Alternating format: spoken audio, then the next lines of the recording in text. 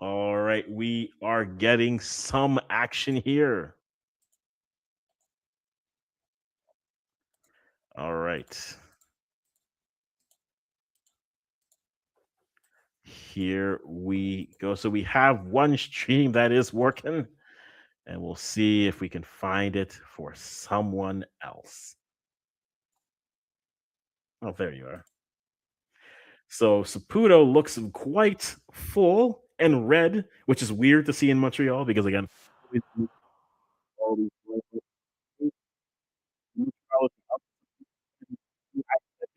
I'll say this here again, a good Irish contingent as well. So I think it's going to be full of vibes. I wish we could have seen them here, but these friendlies are making me hope and pray to every deity I know. Those ticket prices better drop because I had so much fun seeing crowds. Like the Haiti crowd was so fun to watch. It Watching some of the other friendlies were so fun to watch. And in a week's time, are we going to see the most stale, maybe 2/3 full stadiums? In the US, maybe not because again, event based, but here in Canada, it feels like we're very much priced out. Right? It was cheaper. I always go back. I respect Steph for doing it. Steph who's in the chat. He decided it was cheaper to go to the Intercontinental Playoff. And he went, and it probably still was cheaper for him to go to Mexico and see those two games than to just show up and come to one World Cup game, as much as it would be great to see on home soil. And these friendlies I'm going to enjoy. I'm going to cherish these friendlies just because without them, these are going to be ones that we don't get to really enjoy. But Ireland in their whites with green trim on it, Canada in their jackets. I will say, look, the new jackets are fine. The one thing about their old kits, I love their warm-ups. Their warm-ups looked properly nice. Now, these are good trainers and what? Don't get me wrong, but it's definitely going to be interesting to see how they go. But Canada going out, Stephanie Sacco with the armband. He will be the captain as long as Alfonso Davies is not on the pitch. As we get going, guys, put your predictions into the chat if you haven't already, because we are definitely going to be looking forward to see what the results are. I'm going 3-2. Let's go, Ireland. I see you, sir. I see you. Daniel, I see you. Yes. see, she got you though. I feel like she was like, nah, she's gonna push it, and now I can get her in this. And I know she doesn't like hot, spicy foods. Amy, your twin got you. She got you in a hole. She got you in a trap, and now she's like, and now, Tapio is coming for you. She played you. Game is in Stade Saputo and Montreal. So Montreal is the game. Perfect. So that's where the game is. Yes, Steph, definitely. I'm looking for the next one. I'm definitely looking for what the next one will be. Like, where's the next IC? Well, that's actually interesting because the next IC playoff is probably going to be. Well, I'm contractually obligated to say this, but it would not surprise me if the next IC playoff is where? In Morocco. It's going to be Morocco. It's got to be Morocco. Also, Mo is Senegalese, so I'm contractually obligated to let him know whenever I bring up Senegal that Morocco must then be brought up due to reasons. Senegal just planted the flag in Morocco, not once, not twice, but 3 times. And Senegal beat Morocco in the couscous tournament. Yes, the grains were flying. The grains were flying. Couscous. Of all things. Mm-hmm. Come on. That's true. Yes. Yeah, that's true. I was hearing that as well. Right. Yeah. That came down today. They were banning people from bringing water bottles to games. And to that, I'm like, this will be the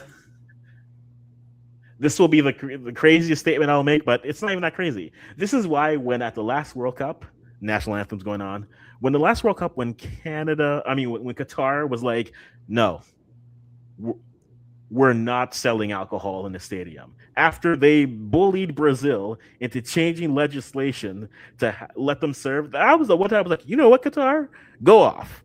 Everything else you've done about this, I have issues, and I've said them. But this, you stood your ground, and I respect you for that.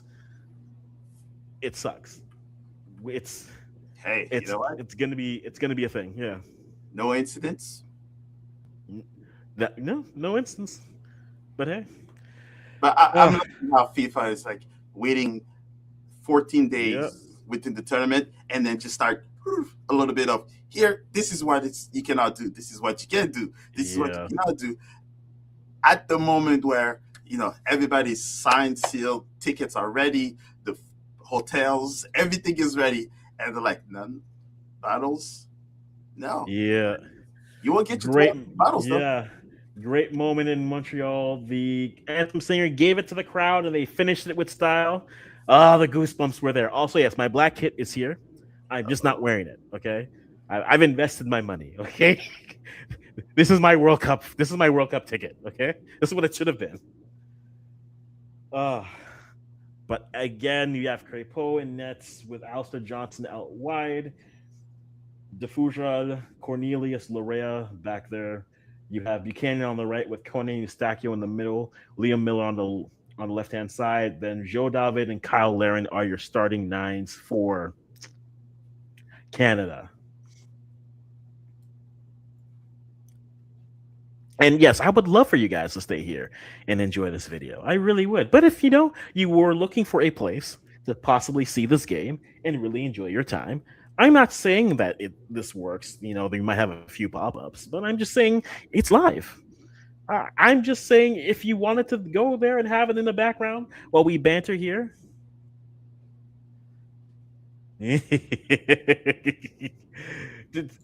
Say who to what, man?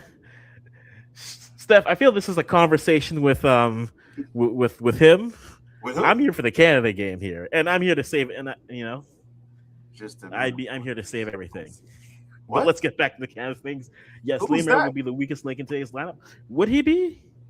Could it be Kyle Laren possibly? I'm surprised, but not surprised that Marsh went back with Laren. I was hoping we would have seen maybe Tanny or Promise earlier.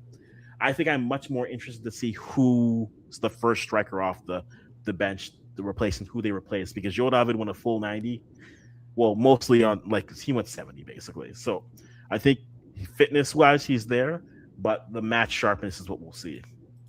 And yes, John, he's been announced as the keeper versus Bosnia and Herzegovina. He's also the starter tonight. I think that makes sense for Montreal. Makes sense to have him do that, but we'll definitely watch to see what they're able to do today. But yeah, I'm hoping they can come out with the win for this Montreal crowd to really see them. This is their world for a lot of those guys going there. This is the World Cup matchup, and it'll be definitely the moment. Definitely the moment. And Steph, what were you referring to? Musa would like to know for purposes. And guys, if you haven't already, dropped the predictions. We'll keep the scoreline going. I will give you everything as we go. They are in their black kits. Max in the back. They look dangerous in black kits. I always have to throw in the black kits because someone's going to be like, say. But Ireland again. Halgrimson, no stranger, working his life. Let's see how we go.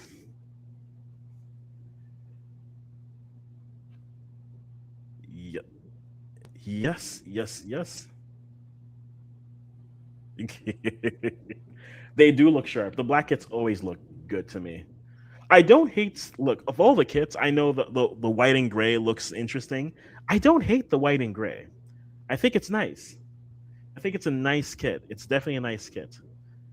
And we didn't even get to the fun history between Canada and Ireland in terms of football recently. The U17 matchup where, listen, I know there's a bunch of Irish fans who do not like, but the ball is kicked off, and we are underway with the ball being played in the middle, almost brought through, but Laren chips it, but back two. That's true. No, that is definitely true. All right. Nothing happening here, but now we have Laren laying it off for Larea. Larea building up on the left hand side out to Liam Miller. We have an overlapping run coming, but nothing to there. Liam looking resets back to Stackio, who's sitting in that left fullback space now with Liam Miller looking to see where to push up. You have Joda, but Liam Miller marauding through the middle with the ball to Kone. Outside to the left to Larea looking, passing back to Stephanie Stacchio looking for some opportunities. Back to Kone Cornelius with the ball to Fougerel. We are in the attacking third for Canada. Canada's moving the ball well. Back to Tejan Buchanan, moving the ball back out to Luke DeFugerel, who is looking and surveying. Back to Derek Cornelius, keeping the ball at his feet.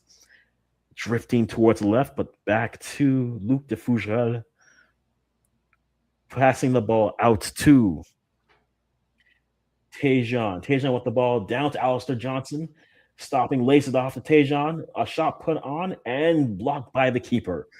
Good start. Another chip into the middle, but no one at the end of the cross. Good start for Canada as Richie Larea is moving the ball around. Good marauding run back to Stacchio as Canada looks to reset with Ireland sitting back, looking for some opportunities. A nice through ball through, another one through, but intercepted by Ireland. But Liam Miller wins it back at the edge of the box, looking, crosses it in low, tipped in, and just can't keep it down from Joe David. Goal kick coming for Canada, but a nice start for Canada here. Our play-by-play is off. And yes, as Steph did say, the Mexico trip originally cost about the same as the Canadian opening day ticket, the cheapest one on the real sale. In fact, so hey, pick where you're going to go, and we'll go from there. Let's keep going. Where are you watching the game right now, Musa? Where are you watching the game right now? Where? Yeah. Don't ask. It's okay. Oh yes, no, it's a nice VPN connection. And hey, we do what we must. Yes, I'm technically somewhere in Europe. Let's just put it that way. Hey, we are everywhere. All right, Morocco?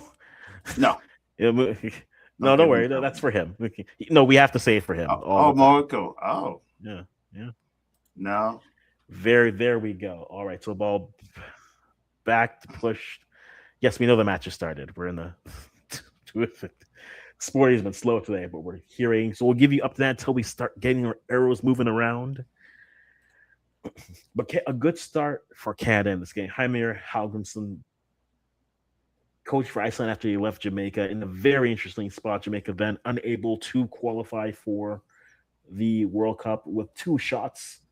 And no, I'm not trying to take a shot at them. I'm just talking about the teams and where he came from. But also Ireland unable to qualify for the World Cup. Ball won back by Ireland and trying to get through. And we have a throw-in coming for Ireland in the Canadian half after a nice clearance header from Derek Cornelius.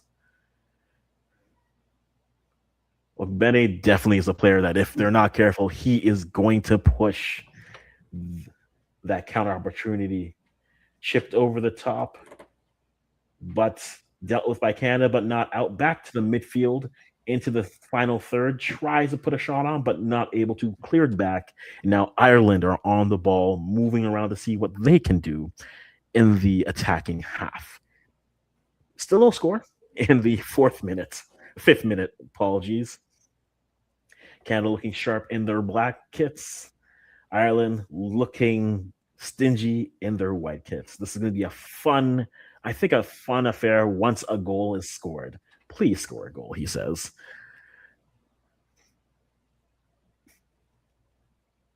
Perfect. A turnover in the middle, but played out to Tejan. Tejan holding, but can't break away. No foul given, and now Ireland on the transition, but tackled out by Alistair Johnson. It's good to see him back into the pitch there. It's good to see him back, Alistair Johnson there. Oh, we're getting some movements. Good for you guys. The screen is alive. So what do you think of the game so far? It looks like Canada is at it first. Looks like they're the one, I guess they're at home, so more on the front foot to try to break Ireland. But if if I'm looking right, what are they playing? Is that 4-3-3 for Ireland? Now more of a 3-4-3, but probably a 4-2-3 in attack, Now I see the twos. but then a Yes. 5-2-3. Yeah. Oh, Amy, don't worry. We're thinking about you. We are thinking about you. Trust me, he's not gonna win it. So All right, so here we go. Liam Miller now building with Canada with the ball here, moving into the Ireland side.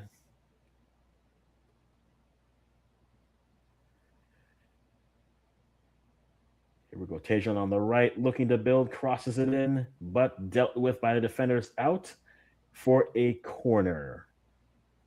So the first set piece for Canada in the game, where I think it's been a nice. Both teams have had good stretches, but now a corner coming for Canada. Can we get something on the set piece? Look for our man Derek Cornelius on the set piece, or maybe a Kyle Laring with a nice poach at the end.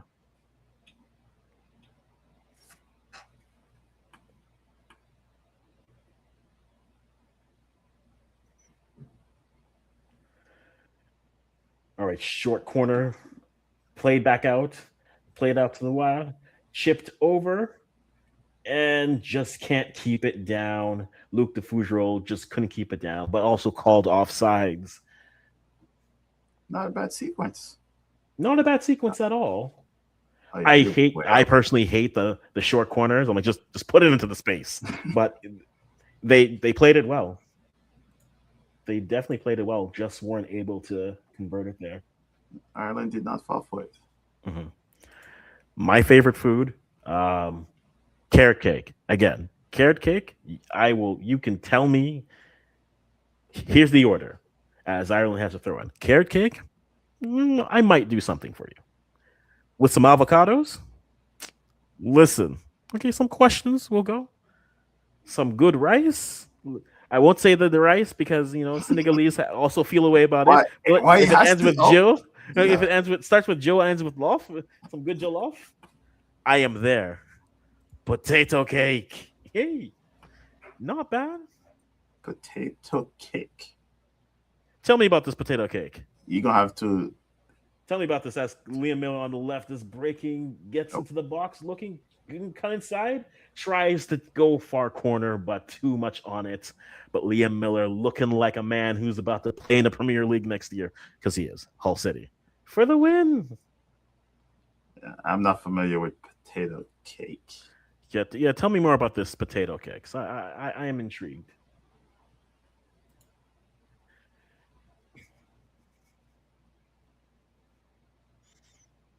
All right, so here we have tries to win it, but Johnson gets it there.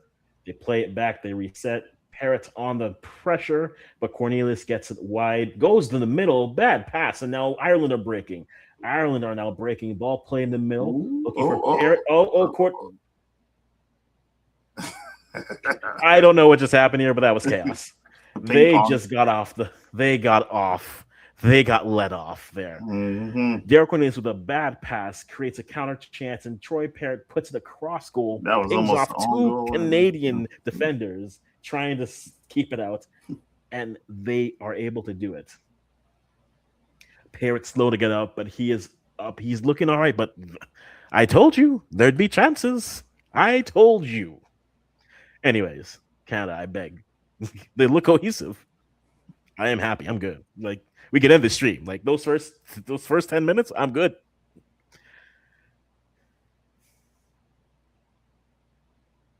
Oh, just at the end, a collision with Richie Larea, and that's not a good sign to see. But Parrott goes back down. You don't want to see that from a player like Troy, but that's the thing you don't want in friendlies.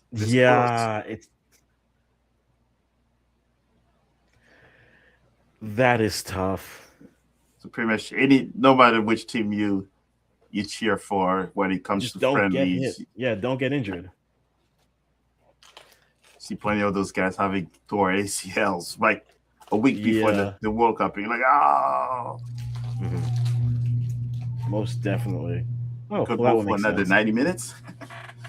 Hopefully. Also, as I told you guys, I got one of these baller balls because I just got suckered into it. And ladies and gentlemen, I give you the healthiest Kai Havertz you'll ever see. Whee! Oh, But Troy Parrott walking on his own strength with a little bit of a limp.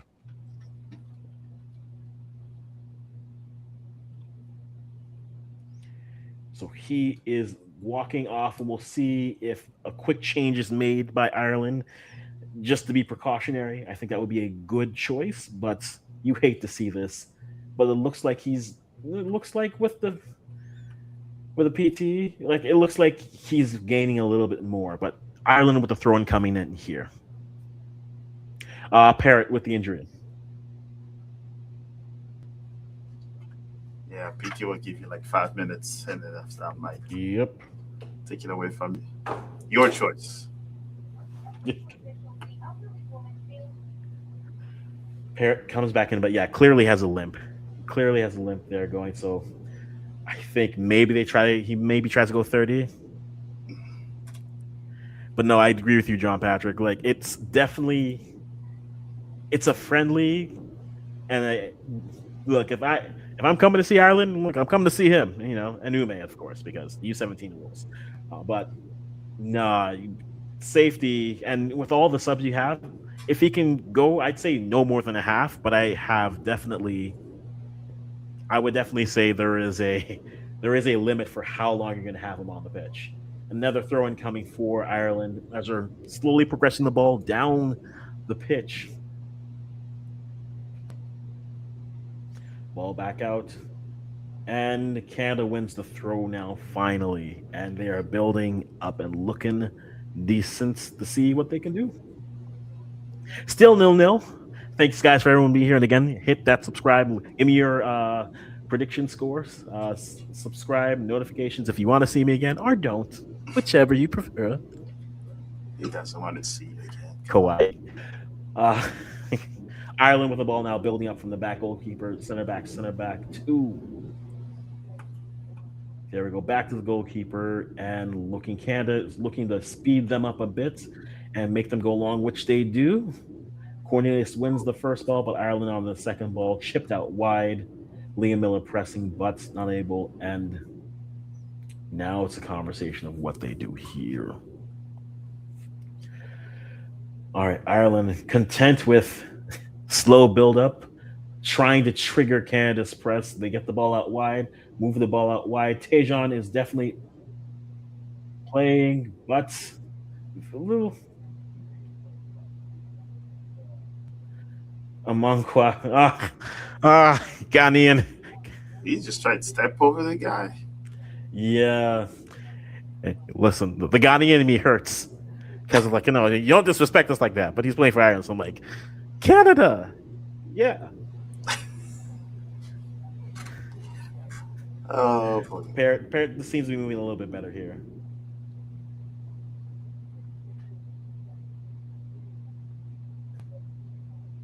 Tejan with a little bit of the IDGF and energy, which hey, he's gonna have that. Just don't pick up 2 yellows, Tejan. Don't pick up 2 yellows.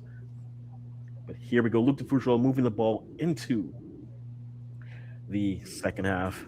Yeah, he's in World Cup form already, chirping already. We gotta love it. This is not helping the Canada versus Ireland relations on the football pitch. We're gonna have to play them every year now. Okay, especially for Grady. It's like Grady on the pole match needs to happen again.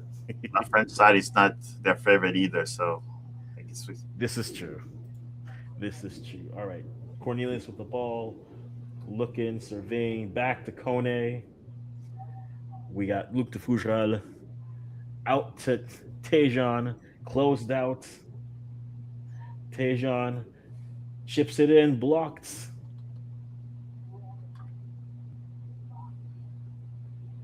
A second hand called on Troy Parrott, but he's complaining about the arm tug and the jersey tug. So, suck it up. Yep. Luke de Fougerolles is your traditional ball put in, and Miller misses again wide. Hey, I'm liking the activity from Liam Miller, but we gotta make the goalie make a save here. Miller cuts inside and sends it a little off balance, not able to put it in. That she is a good for you, Amy. At least your mom is on your side, okay? Mama's gotta love one of the twins, right? Mama's gotta love one of them. So is she Argentine though, or Yeah, what's the background? yeah? No, I don't think she's like. Yeah, AB, where are you from? Let us know where you're from. And I don't think those were crosses. Should we say that they were crosses so it's better? I don't know.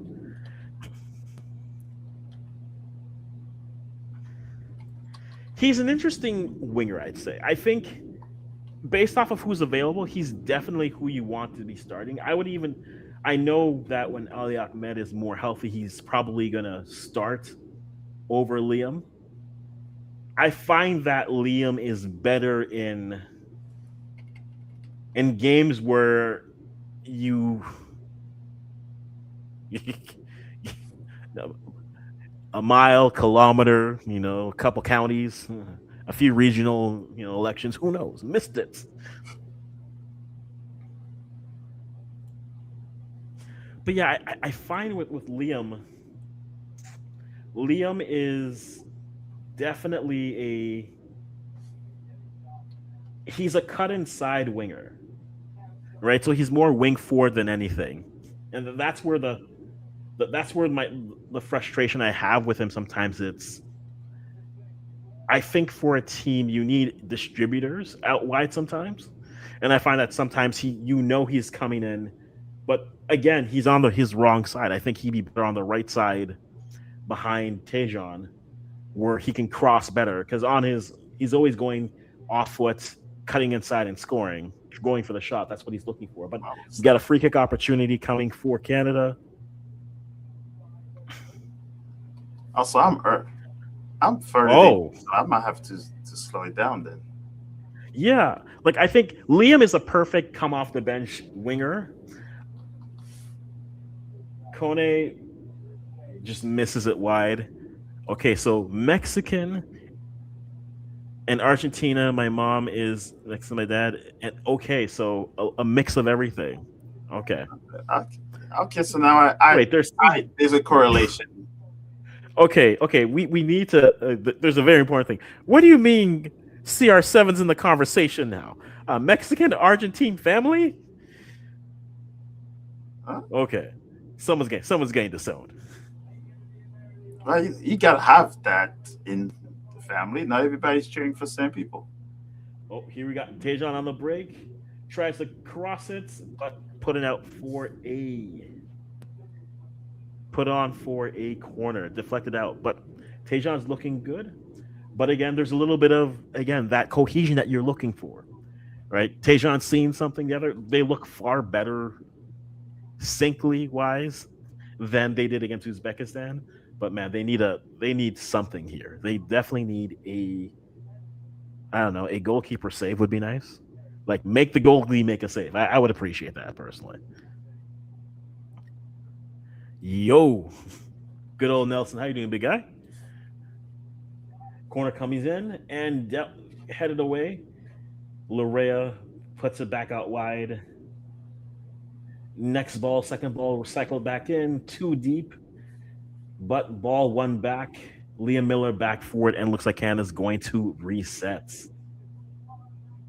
I thought I was not hallucinating. There are birds flying over. Look at that. Yeah, I know. That's why we're judging you, Amy. We're judging you because your twin sister likes to see Ronaldo in an Argentine Mexican house. How could you? How could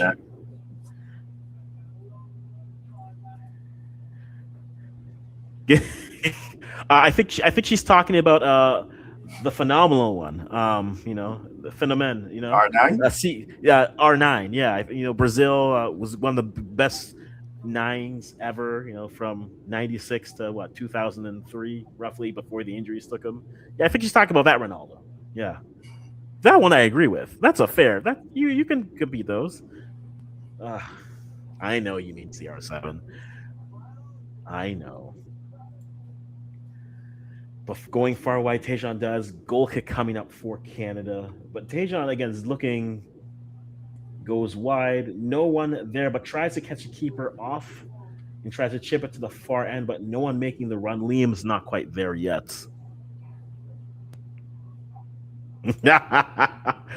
Some may say it's a very soft drink, but I'm not here for debates. I'm here for the SCADA game, which we're having a great time with.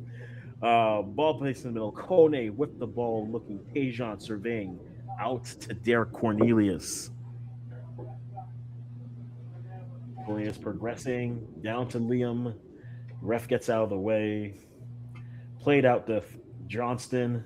Back out to Tejan. Tejan working, moving. Got two men on. No midfield run. Everyone is getting to the box. There's needs some better movement here. Alistair about to step in. Steps in. Stackel just can't get to it. Miller tries the back heel but can't connect. Now I got goal kick coming for Canada. But a good sequence. I just need more. This is where more I'd like. Oh, and they had but just misplayed. Miller tries to go back heel, and if he connects on that, Joe David has a clear shot on that, but unable to connect. But again, much better. Parrott brought down, no foul. Parrott's the frustration. So Haiti's playing today. Yeah, Haiti's playing Peru right now. But Ireland back with the ball, moving around. Still 0-0 in the 23rd minute. Trying to speed it up. Chipped out wide. Miller gets to it, but starts to go. Now we have a break. Crossed in, but defended well. A third corner coming in for Canada. A bad clearance off some pressure creates an opportunity. Canada unable. We have another set piece opportunity. Can they convert? Are they able to convert here? Right. He needed to put a little bit more air under it, or just a little more weight, and that would have definitely connected. But here we go with that ball's not even on the line. It's just a thievery. All right, so Stacchio with the corner, third corner for Canada, put in. And it goes in.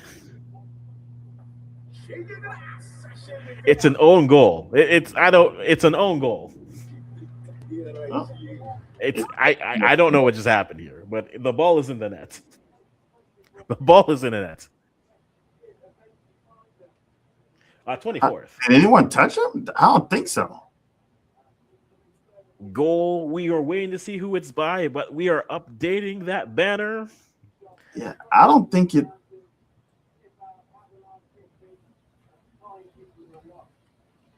Oh, so yeah, double. It was a double doink, double touch. Hey, it's in the net, so you take it. Yep. Man, we don't complain. Am I seeing it? Come on, Chelsea on there. Own goal coming, and now we get to see Canada go. All right, so look at that. I just went and put on Peru and Haiti as well. So we're up this week. Own goal, double. Yeah, come on, Chelsea. Yeah, a beautiful ricochet off of everything. But we are in the 20 hydration break coming on right here. But good start for Canada. I agree. They look. It doesn't matter how it goes in, as long as at the end of the night we have one more than them. Same matters.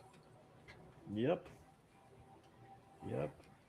If this was hockey, this would be a shout out to Haiti. Sold out. I said it yesterday, man. I wish if we had affordable tickets for Haiti. My guy. Also, it'd be a mess. The price. I was just thinking this. I was thinking this just now. Listen, I watched that. Those were my two most confusing goals I've ever seen in my life. Right when Atiba scored off of the double, the I saw that, was like, did he just 1-0, 1-0? We out here in these streets, 1-0. Uh,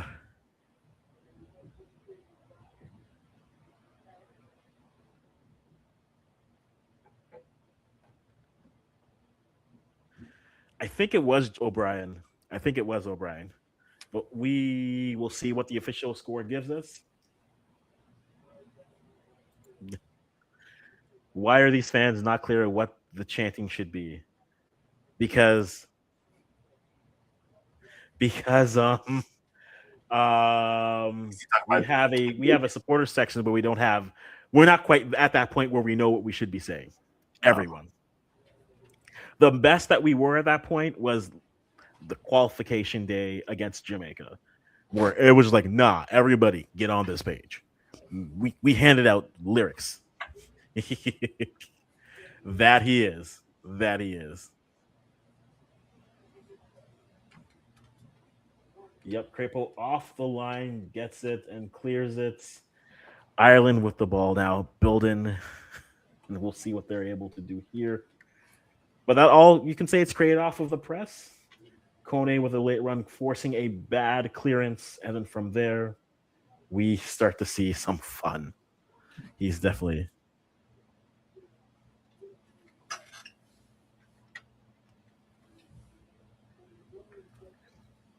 Cornelius with the ball, looking. We'll see what he's able to do. Fuji out to Johnston, looking to go out wide. But turned over. Ireland tries to go with a clearing through line pass, but not able to connect it back to Ireland. And now they build up. And now Canada sits back to see what they can build here.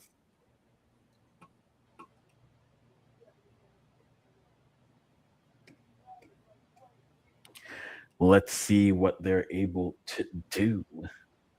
Amakwa with looking, throws it in. Ireland tries to go in the middle, but swarmed by black shirts.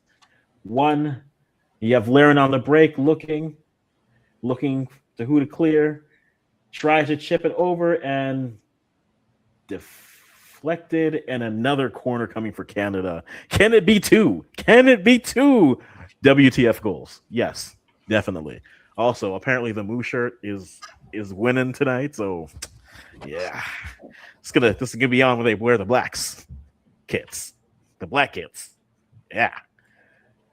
Stacchio with another corner. This is corner number 4 for Canada. You can't have 4 set pieces. That's one thing. If you're dominating the game, which it feels like Canada is doing right now, they're definitely more in on the front foot. You need to be more clinical with your. They go short again. Again tries to turn, but unable, and the ball put out wide, and you can see the gap closing, but dealt with. And here we have Kone out to Miller. Canada building up again. Cornelius looking, but hey, they're trying different things with this corners, which, I mean, you have new things to defend.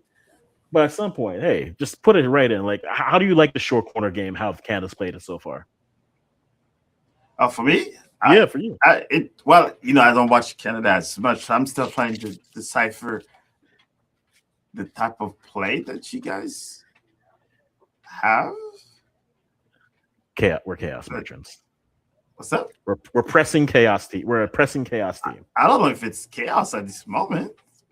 Oh, I know. I don't think it's chaos right now. They're much more holding. Larea looking. Yeah, because that's inside. Kone, they're getting their triangles. Miller tries to be a little bit too fancy. Yeah. And a foul. Miller is making decisions. Miller is, you know, when a player is confident and you're like, just too confident? Miller right now is confident, Going into a World Cup, you have to be overconfident, man. I wouldn't say we're dominating. I think it's just old school counterattack Yeah. against a low block. We look poor. I would agree, and that's something we've always struggled with. Just getting a better handle. If they could pick a few locks here, I would feel supremely better. But beggars aren't choosers here. We're up 1-0. Ball put in the middle. Ireland with the ball, looking to see what they can do. Yeah, I won't say dominate just yet because it looks. Yeah, that's fair. And that's actually more accurate than anything. Miller tries the press, but back to the keeper, John Patrick with the line. It looks like Canada's trying a little more defensively responsible tonight. Their offense was a lot more chaotic. Yes, well, their offense was just never on the same page. But that I agree. And it helps when they're not all covering for each other just because of fitness. So again, most of the lineup, we'll see what they can do. Max looking to start it up out to Alistair. Ireland trying to come in to put a little pressure. They go deep. And here comes Joe David. He was onside. Cuts it back. Tejan Liam blocked. And we're going for another set piece goal. Set piece coming. And to that point, Nelson's on the ball. Old school counterattack looking good. We go long ball direct. Joe David gets onto it. A good centering ball to both either Tejan or.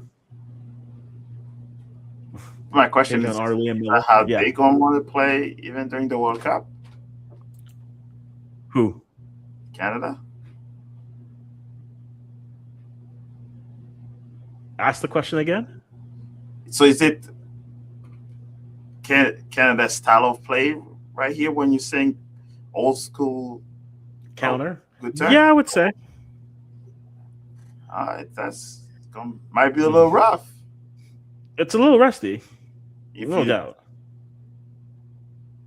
Yeah, I see that. Issue is this with the setup. Yeah, they don't look fit. I agree. Their match fitness, they're not all match fit. Oh, Kone with a turn, puts it on, and dribbles wide. We have trouble over there in Miami. Haiti just scored again. Miami, it's going to burn. The city's going to burn.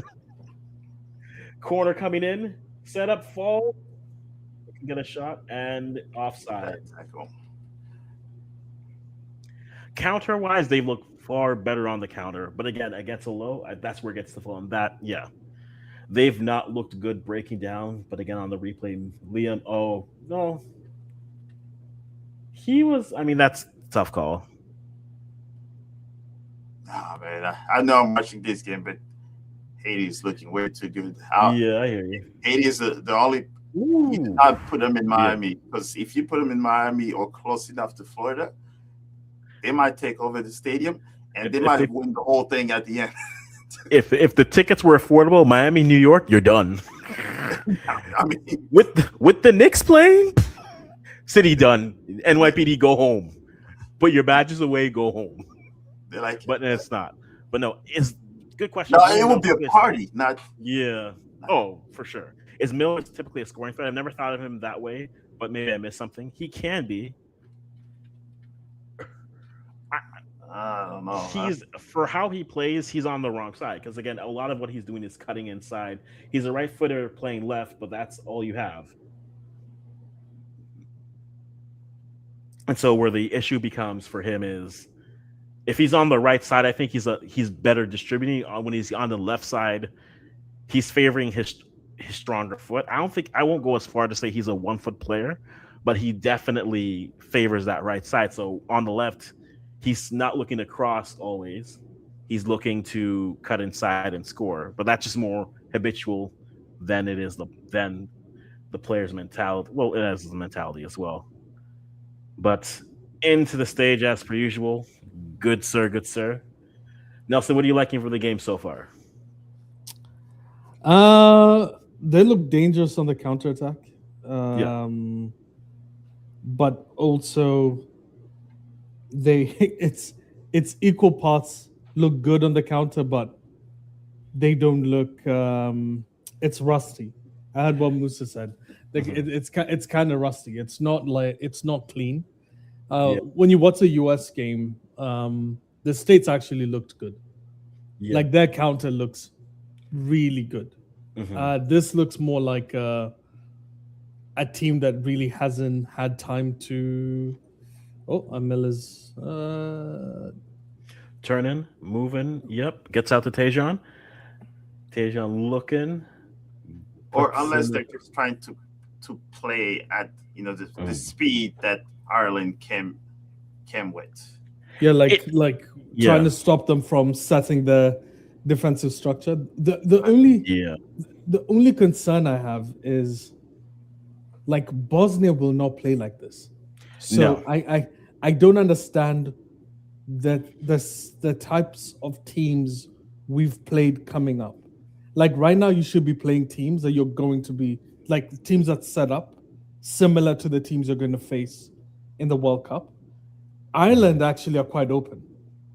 We should have played like teams that have a more rigid defensive structure, like teams that are really happy to go 0-0. They gave up Bennett such a bad ball, but Ireland have been really shocking. Yeah. Like, let's be honest, have these guys even crossed the half? Like, it feels they get Just off past the half turnovers, and it they just feels shut like. off. Yeah. Yeah. Just off some bad passes from Canada. Kone just down here, but off of just trying to get back on the counter. That's like the one player you don't. Oh, just gets hit in the face. Yeah. But Good no, season I from Kone though. oh yeah, I think he's Sassuolo. Canada's best player for off the European season, hands down. And I think that's where I think you have to like. I think the defensive side they played a lot of South American sides coming. They played Colombia, they played Ecuador, they played Venezuela before. So Yeah, maybe but they you- feel like maybe No, they feel but like they those- had enough there. But Nah, you need it's because Venezuela and those are short teams. You're going to face one of the tallest teams in the competition. First game. the tallest. It's the tallest. Oh, it is the tallest. Yeah. So if you're facing the tallest and rigidly defensive, like I think, look at the space. Look at the space that is in the middle. Yeah. This 3-4-2-1 structure that Ireland are playing with. You're not going to have that space. No. They're going to sit in a back like 4-4-2 slash 4-2-3-1, and it's going to be no space in the middle, none. Yeah. So maybe this is to hype up. This seemed like maybe they're assessed it as a team that they can beat, but It could be. I'm happy that they won the up. To be fair, Yeah. And it's also just what's it called? Yeah, like I think when it was announced, Ireland was still alive in the playoffs, so maybe they figured that would definitely be a World Cup team that they would be playing before. But again, I think the stylistic side is fair, especially in the group and like Kuma says he says like, well, right. I think this is like the CSA. We're still in a spot where we get who we can get. So like if we get Wales on the one weekend, it's like, hey, we got Wales. Let's go. But yeah, like I think the availability of teams, we aren't necessarily the draw yet. dude, you can't tell me Canada can't get Sudan. You think you can't call Sudan right now? No, that's Look, here's the average height is like 6'3". This Like, is come true. on. If it's just for height, you'd be like, yeah, call Sudan, call South Yeah. Sudan. But I think, yeah, there's a degree though selling the game, right? Because the Uzbekistan is one thing, but I think them having a name would have definitely they factor that in here a bit because Ireland, yes, in Montreal, definitely. Was, But you're not selling. You're trying to set up. Like Yeah. this isn't a like a financial gain thing. No, This is we need Canadians are going to show up. That's the one thing. Look at this. This is pretty good. Just Yeah. look at the Canadian side. Ignore even the Irish side. It's fully packed, and these are the cheap tickets. So Yes. we could play. I don't know Kiribati, and still fill up the stadium. You know what I Yeah. mean? So like Yeah. I think I think we should be setting these boys up at the best we can. And to me, this is still like fairly Buchanan off. Yeah. locked. But yeah, no, I think that's a fair point. And as we said, we do struggle to get good friendlies. But Now I look at think France. France played Ivory Coast for a reason. yes, There's a because they're reason trying they to played Ivory Coast. They yes, know that they're going to face Senegal, and they yes, looked at a team that has exceptional good wingers, good width, and they attack like they are not afraid to attack them. That's why yeah. they played Ivory Coast. Us, Mhm. us playing Ireland makes We picked makes Ireland sense. before we had like before our group. I'm pretty sure I could be off on the dates, but I'm pretty sure our last two friendlies were decided before we had our group settled. Well, no, we knew the Mm. last game was in Montreal. We knew that, and Ireland I think came in a little bit afterwards, but Oh, so the Uzbekistan was assumption is early. so the assumption was Italy might be the team. Yes. Okay, that makes sense because they played 3-4-2-1. Mhm. Okay, now I'm And not as upset. sometimes they also check the plans for the other teams like Ireland, who are they playing against Yeah. next for the Mm. travels Mhm. and and I think unfortunately, like you mentioned, right, depending on like the country that's looking to do friendlies, sometimes it's a lot easier if France makes the call. There's Mm. not that many countries that will say no for a friendly because For that is the Yeah. France. point, right? That's why they always call now they're starting to call Senegal a lot more when it comes to hey, we might play an African country. Guess who's the Mhm. first on the sheet? On the line. Yeah. Yeah. Argentina tried to get Senegal, but they only had Gambia, so that's why Yeah. they went in Oh, with no way. Yeah. Argentina called Senegal? Yeah. yes, that's what they Yeah. wanted Ah. first. But Senegal and Gambia, those are brothers, so when Almost they a had it breakaway, Yeah. planned, but yeah. But And Gambia is that a good side too. It's not like it's an easy side to face. no, Gambia is a yeah. very good team now. Here we got Liam Miller running through the middle, passes back again, looking great on the counter. Kone turns back in the middle, back to Stakio, and now they're going to step a bit, but now you have Larea on the left. In the middle, David, Kone looking, but back to Stakio. Low roller pass, ball is bouncing. David looking, goes down, is tripped. No, he's told to get up. No penalty. Back to the action. Can I be honest? I don't like the fact that Miller keeps coming in.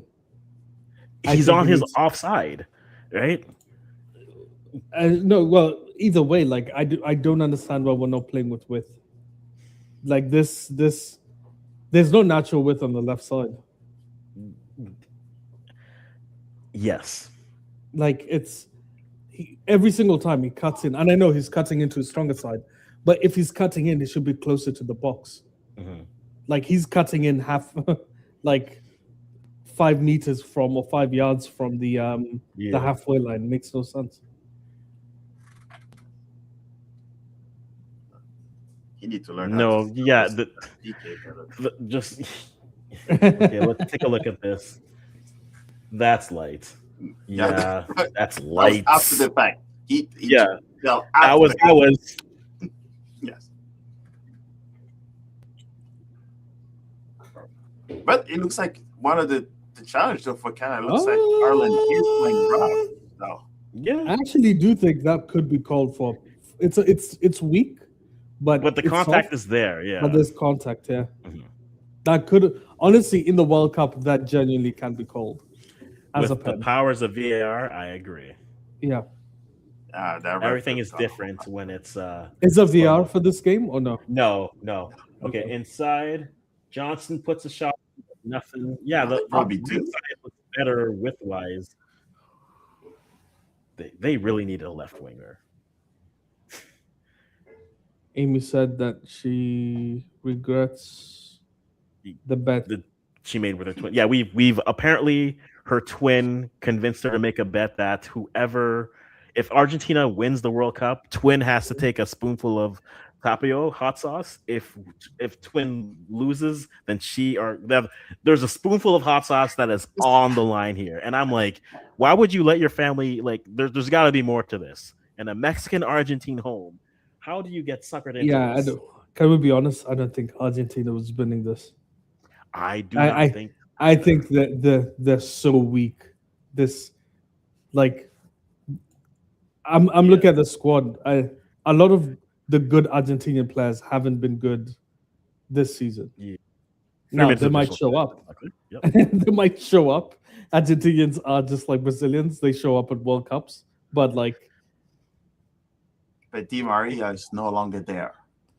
is Messi's in there anymore? Yeah. Julian Messi Alvarez was- is playing well at Atletico Madrid. To be fair, that's a really good player. But Yeah. like Lisandro Martinez, if he plays, has been injured basically the whole season. Yeah. Um, I'm not even- Barrios is good Yeah. at he's Argentinian, right? Atletico Madrid. He's very good. Ooh, So, yeah. cannon. Yeah, that's bad touch, but gets it back. Yeah.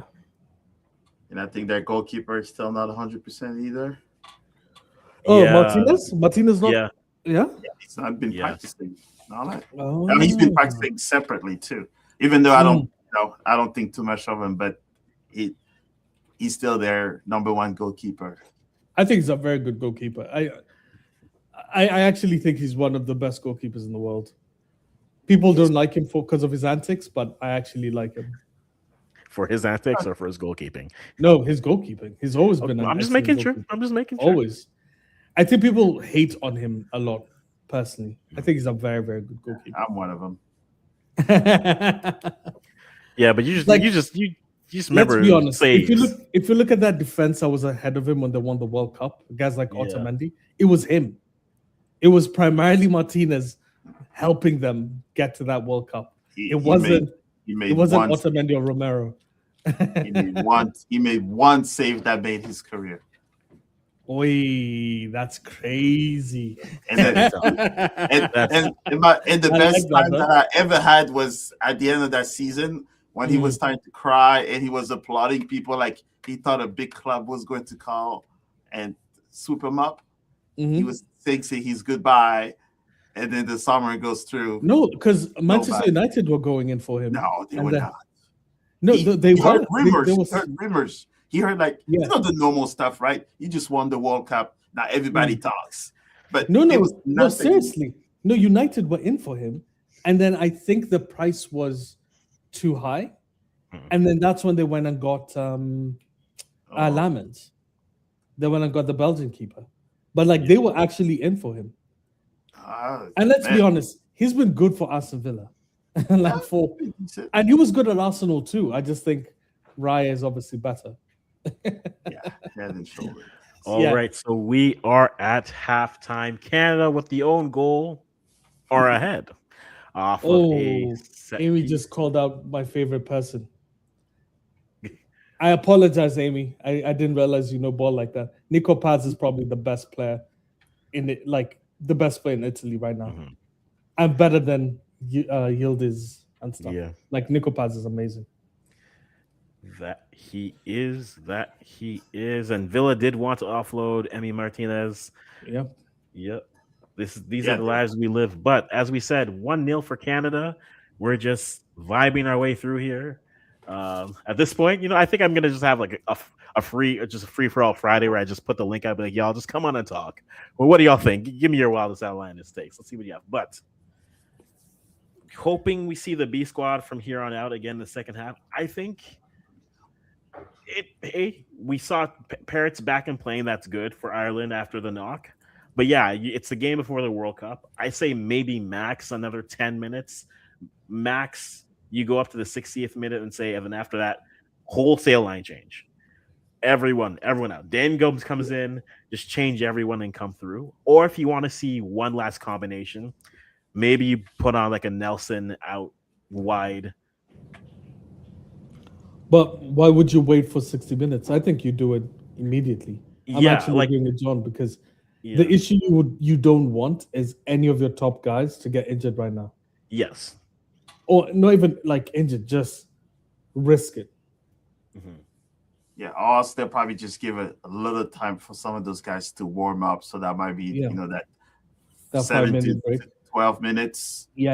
And then do the whole 3 and then 5. And then that's when the game gets good then. Because that's where if you watch all the other friendlies, all of the scores that have happened, it was not in the first half. It was the second half. From 60 down, that's when all of the games opened up. US and Senegal, though, that was all first half. Yeah. That Yes, was that also one. good. Yeah. Yeah, unfortunately, I was not able to watch it. I was coaching. uh, I had the parents that was telling me the score, but yeah, I Yeah. that was not a fun one to listen to. But hey, my my, Nelson, I have a my question for team you won three after you one. guys So finish here. there you go. Okay.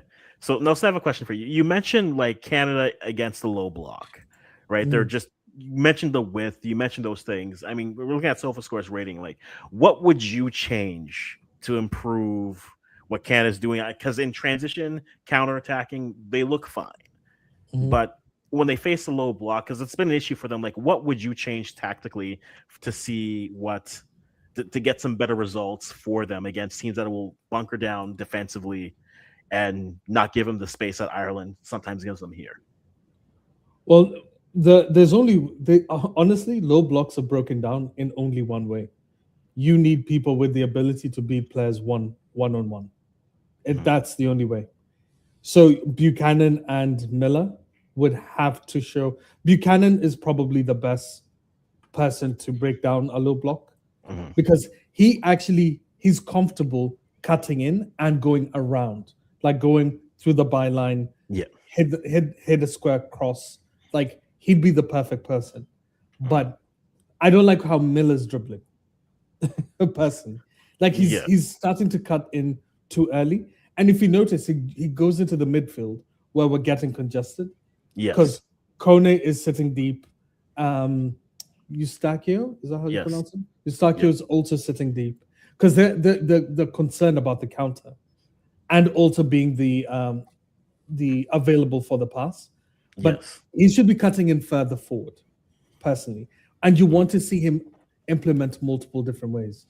So if they go, I think the setup isn't bad. It's how you, even the team isn't bad. It's a question of where do you think it's weakest, and in that case, you target the fullbacks. The fullbacks are slow, Mhm. so if you can get them to overcommit, get fouls, that so you probably have to work on also set pieces like a lot Mhm. because that's the only way you're going to beat a low block. You have to score one so that they open up, and then you just, hit them on the counter where we're most dangerous. So yeah. Mhm. No, that's fair because yeah, they're again. We've said it at the beginning. I'll say it again. They have those are their two healthy wingers of the roster that was selected. Are those two, right? Mhm. Nelson, who will come in, who might make it. I know there's talk about him. There's talk about Priso making it just for the defenders. Those are their options. I think Nelson fits a lot better on the left, just because I think he attacks the end line a little bit more aggressively than cuts inside versus Miller, who's looking to cut in. Like he's Every trying to time. hit that top of the box curler all the time. Like that's Mhm. just how he's playing. When you're looking at, say, the defenders, Musa, right, for Canada, do you think they're getting caught up too high in this game? Or do you think their spacing is working well enough for how Canada's in the build up in terms of just moving the ball, distributing, and being available for the passing? But for how little Ireland has been playing, I don't think they've Yeah. been too high, right? Because if they were maybe dropping back a little bit, that's where there'll be more to a counter for Ireland. Mm. So Mhm. right now they're just suffocating them in their half. So at this moment, rinse and repeat, pretty much the exact same thing. I think the Uzbekistan game, that one showcased the high line was an issue. Because let's be honest, Uzbekistan should have scored. The guy, Twice. Yeah. yeah, Chips it off. Yeah. like chips it, doesn't just chip it off, chips it to the corner flag, like made no sense. Yeah. But I think the good thing is Bosnia don't have a lot of pace. Mhm. So that's the only thing that you will get lucky with. But if they can frustrate Italy, they will frustrate Canada. That's Yeah. just a fact. Mhm. Like, It's not an if. yeah, They will. yeah, exactly. They They will. will. They, Yeah. Yeah.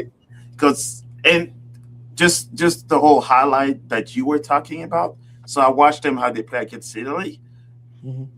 They literally suffocated Italy because left, right, middle, they had runners, and I Yep. forgot the kid from technically it's from the U.S. from Mhm. Colorado. Yeah. It Yeah. sing by himself handle Italy. So you guys will have to watch the game tomorrow, because that will tell you a lot of how Bosnia is going to play. Because at Energizer Park, they also love to water the pitch a lot more. Yeah. So they will be using their speed and passes against Panama a lot more. So you most likely will see a high tempo Bosnia play tomorrow, because they're playing in St. Louis, literally in front of their hometown. Like, I don't know if you guys know, but St. Louis has the most Bosnian in the world, second to Bosnia. In St. Louis, yes, Missouri. that's why they made a way to come here first, even though they know they're playing away. Is because literally, look, second Bosnia is here. And the funny story, Checo, right? When CD was doing the U.S. tour here, they were nowhere near St. Louis. He took private plane, came to St. Louis, went and met the whole community there, did the whole, speech and all that, took a private plane and went back to New York to play. Oh, that's it. That's how serious it is. So, and by the way, so watch them tomorrow, because I think the one the Bosnia you see from the World Cup will show up. They want to show up tomorrow. And I told Akwasi this. I have Bosnian friends. They're showing up. They will be there. Like, if Canadians expect, because Bosnia, yes, is a tiny country, they love each other significantly, and this is their number one sport. So they are going to be there in droves. They're coming. They don't care what the ticket price. They saw the ticket price, we're going. And they didn't care if they don't care about Italy, they're not even caring about Canada. Let's be honest. They're thinking we're getting out of this group right now. That's a mentality they have. And I agree with you, Musa. I did watch a Bosnia-Italy game, and what was interesting was how they nullified that midfield of Tonali, Barre, and what's his name, Locatelli. They completely nullified them. But my concern is, the good thing about the Canadian side is they play a lot faster than how Italy play. Italy are more methodical in their play. They're exceptionally too tactical. I think that's the thing that they need to. I know it's their strengths, but it's also a weakness when you're facing a team like a Bosnia. We just have to play them at a pace that they're uncomfortable in. The problem is if they adjust, then it's an issue. That's the concern. It's a type of game where they if they're going to play at that pace, they need to finish. You need one. You need a half like this, but you probably need 2 goals realistically. No, you need just the one. In my opinion, just the one. I'm gonna be greedy. I'll take 2. But I said 1 because that's when they'll open up, and if they open up, then we get the chance to score second. Fair. Yeah, because if they score first, it's we don't win, in my opinion. Not even win. We lose that early too. It has to be early. Yeah. Get the crowd with you, and then maybe it's an environment. I don't know if you can get the crowd with you. Yeah, I'm going. Listen, the crowd might be 60% Bosnian, but I'm watching these chants and I'm like, buddy. The Bosnians are coming. The Bosnians are taking everything, apparently. Yeah. No, they made the announcement. Did you hear when they made the World Cup? They literally said the entire community, wherever they are in the state, they said, if you don't have a place to stay, we have stores, we have houses, we have a bed. You just come. As long as you have your ticket to come to the U.S., you have somewhere to sleep. That's how I heard my Bosnian friends. So that tells you it's serious. They don't need somewhere to sleep. Yeah. Because they have a ticket, they say they have somewhere to sleep. I'm like, okay. When was the last time Bosnia was in the World Cup? I don't. That was no. Was it the 94? 90? No, sorry. The two. Oh, they came to St. Louis. Is that 2014 Brazil? Yeah, 2014. Yeah. Yeah, it was one of those. Yeah. Yeah, it was 2014. So Because they so came also to St. Louis to play, and I went and watched them. yeah, so it's 14 years since not 14, 12 years. Oh, They've yeah. missed basically 3 World Cups. Or 2 World Cups. They've missed 2 and now this one. So we're looking at a team that is really excited. Like To be there, yeah. exceptionally excited. And it's in a place where a lot of them already are in the States. Yeah, So it's accessible for them. Yeah. It's accessible for them. So coming up to Canada wouldn't be an issue. Going down to the US wouldn't be an issue. Sure, a lot of them are Americans. Yeah, a bunch of them are Americans. My boy's American. He's American. He's American Bosnian. He's going. He's coming to the first game. He told me, he's like, we're coming. Yeah. It's one or two of us. No, I see you. I see you. Yeah, so that's the one that when they last, and you know who they play against here before going? Cote d'Ivoire. Oh, of course. Oh. Yes. But like, yeah, the only Canada question, because this is why we're here. Anyway, I don't mind the conversation. We're having fun, and we'll keep you guys abreast of the game. But I have it rolling on the scroll text. Guy, who's your player of the half? But also, do you just rotate just to keep everyone healthy, or do you play another 10 minutes to see if maybe he's going? I'd rotate. Like, I don't mind rotating because I think there's a few players that you're playing. Give them a half. Maybe you have 2 players playing for 1 slot. Like some of the stats, this game has been Canada dominated minus a few moments for Ireland. But yeah, like let me know what you guys think. But I am fully with you. You've seen they've looked better than Uzbekistan first half. That's great. That's one of the things I was looking for. They have to look cohesive and good, and they did. Now you rotate, see what else, figure out who your first 9s are coming off, who your first wingers. If you have to go to a midfield 3, do that. Dane and Max, the goalies didn't have to do anything, other than the Troy Payne. Troy Payne. I'm everywhere today. Other than the Troy Parrott chance, Max doesn't have to do anything. All right. This would be like my Max second goal, and then full sail changes at 60 minutes. I'm fine with that. I wonder if Marsh feels like he has to. I feel like that's so long. You're basically saying players play 60 minutes. Yeah, that's too close to a World Cup. That's too much. I hear you. The counter would be could do that. This is a team that they need the reps, and it looks like they're going to keep most of their players coming out here. You got a few subs. Tim Payne, yes, Core? yes, right. Yeah, Ireland are making changes here. No, it looks like. Yeah, let's see. Yeah, and plus the reason why they will make a lot of change quickly too also is that you want those other guys to also have a little bit of a warm up. Exactly. So they're not as cold as the others. Yeah. Okay, so one change for Canada. What we just saw, Nico Segura's coming on for Alistair Johnston. So one fullback swapped. Richie playing there. They run a lot. Yeah. But do they do anything else? Yeah.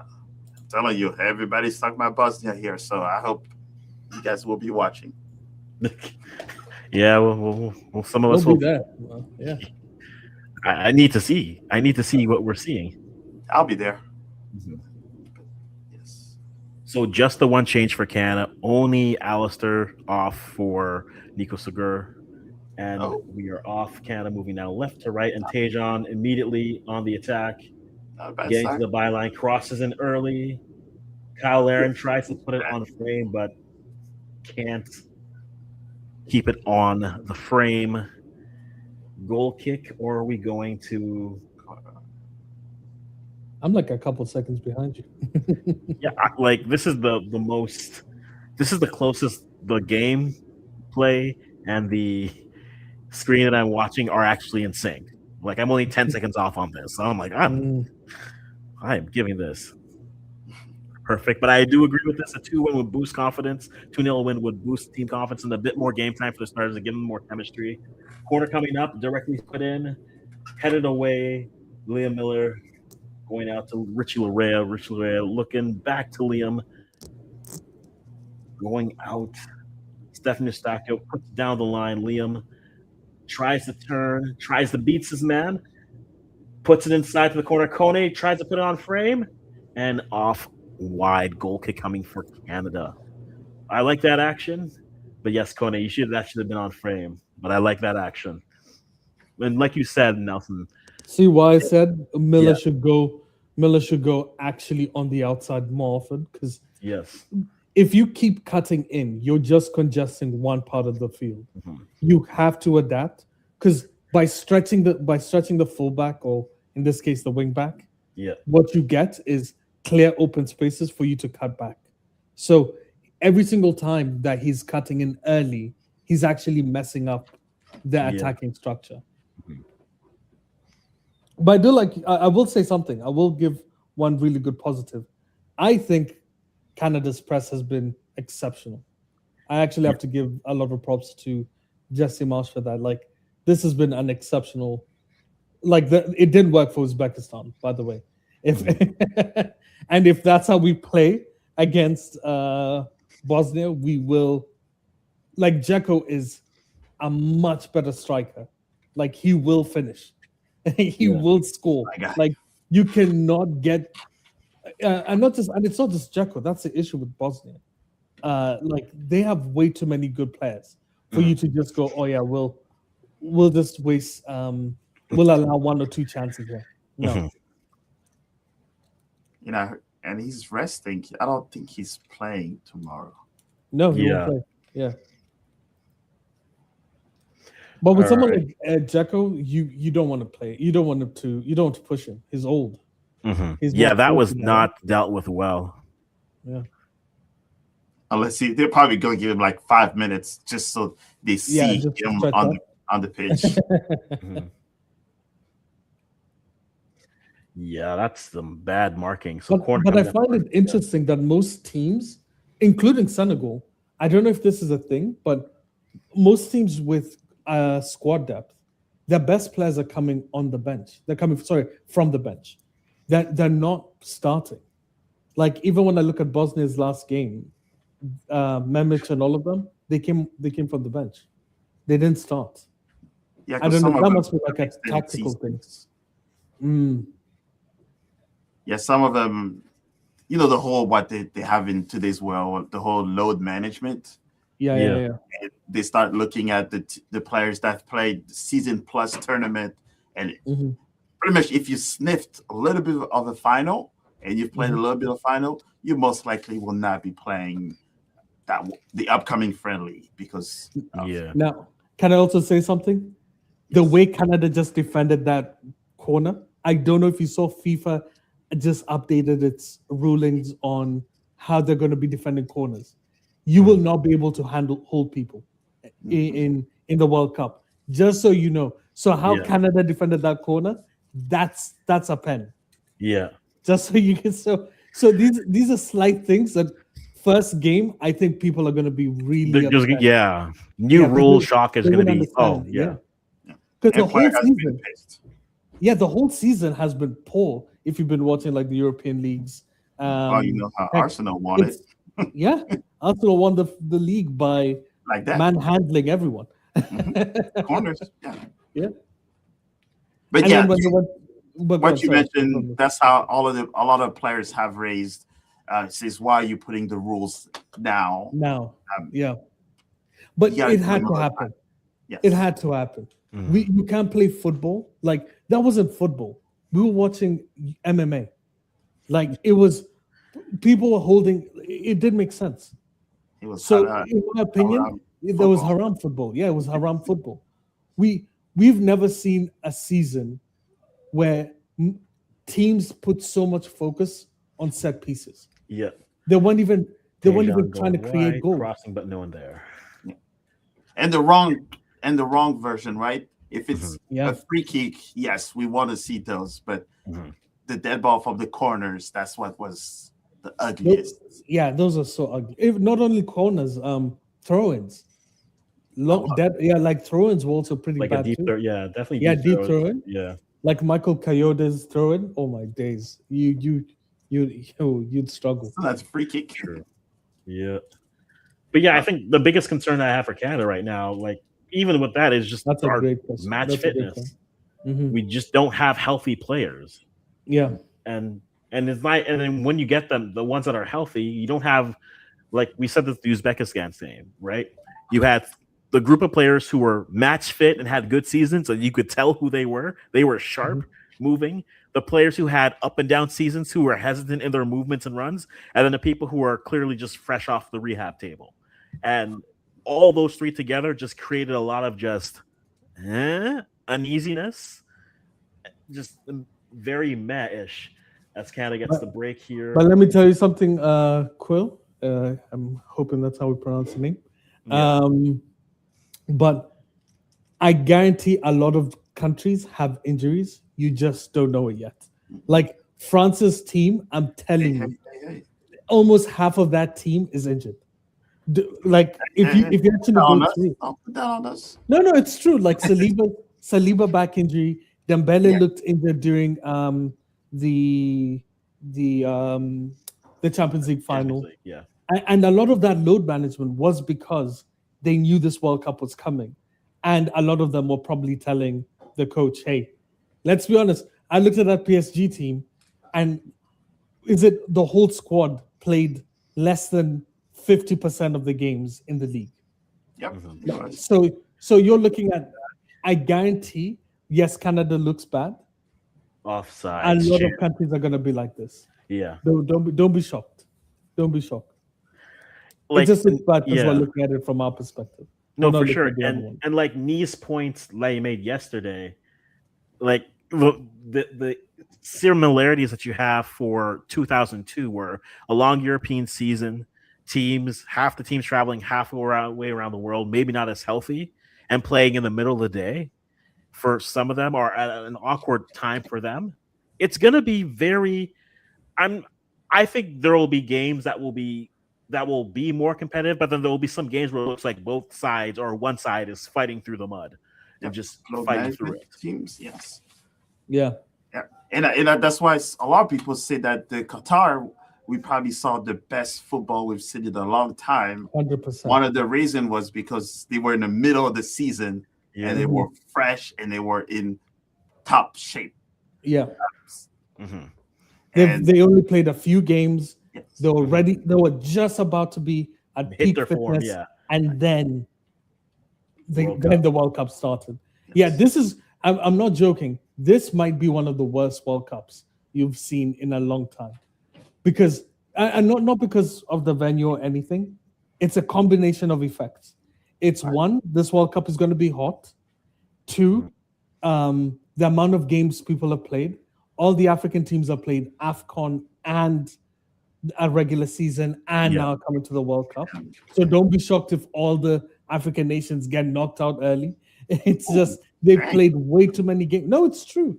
We've played way too many games. So you look at so I think a lot of the countries that are going to do well are the ones who have good squad depth and not a lot of injuries. Mm-hmm. Just let's be honest here. It's definitely, and there's also the traveling part that not many are used to traveling. Multi countries technically to play a game, and some of them, South Africa and Mexico, they're in Mexico, like Japan is in Mexico, like by the way, Japan's one of my dark horses. I was doing one of those you know what? I'll send it to you, Akwasi, so you can put it up. It's like a branch game, just to see who you expect to win. Yeah, and let me tell you, at first I would say like England and all these things. Liam Miller. Then I put them in brackets. Miller, Liam, buddy. Clears that ball like a legend. Look, the Alouettes season just got started, man. You're not making that team. Like, you got the world. Liam, make the goalie make a save. That's the Parisian saying when they go and say, "Il a tué 4 pigeons." Right. Because that ball was high. Oh, it's a Parisian joke, but yeah. This guy's. Yeah, I mean, but he's probably your starting left winger because who else is healthy? No one. Schaffelberg He's not a bad winger though. Like even in this game, I don't think he's been poor. I just think some of his it's like decision making has been off. yeah.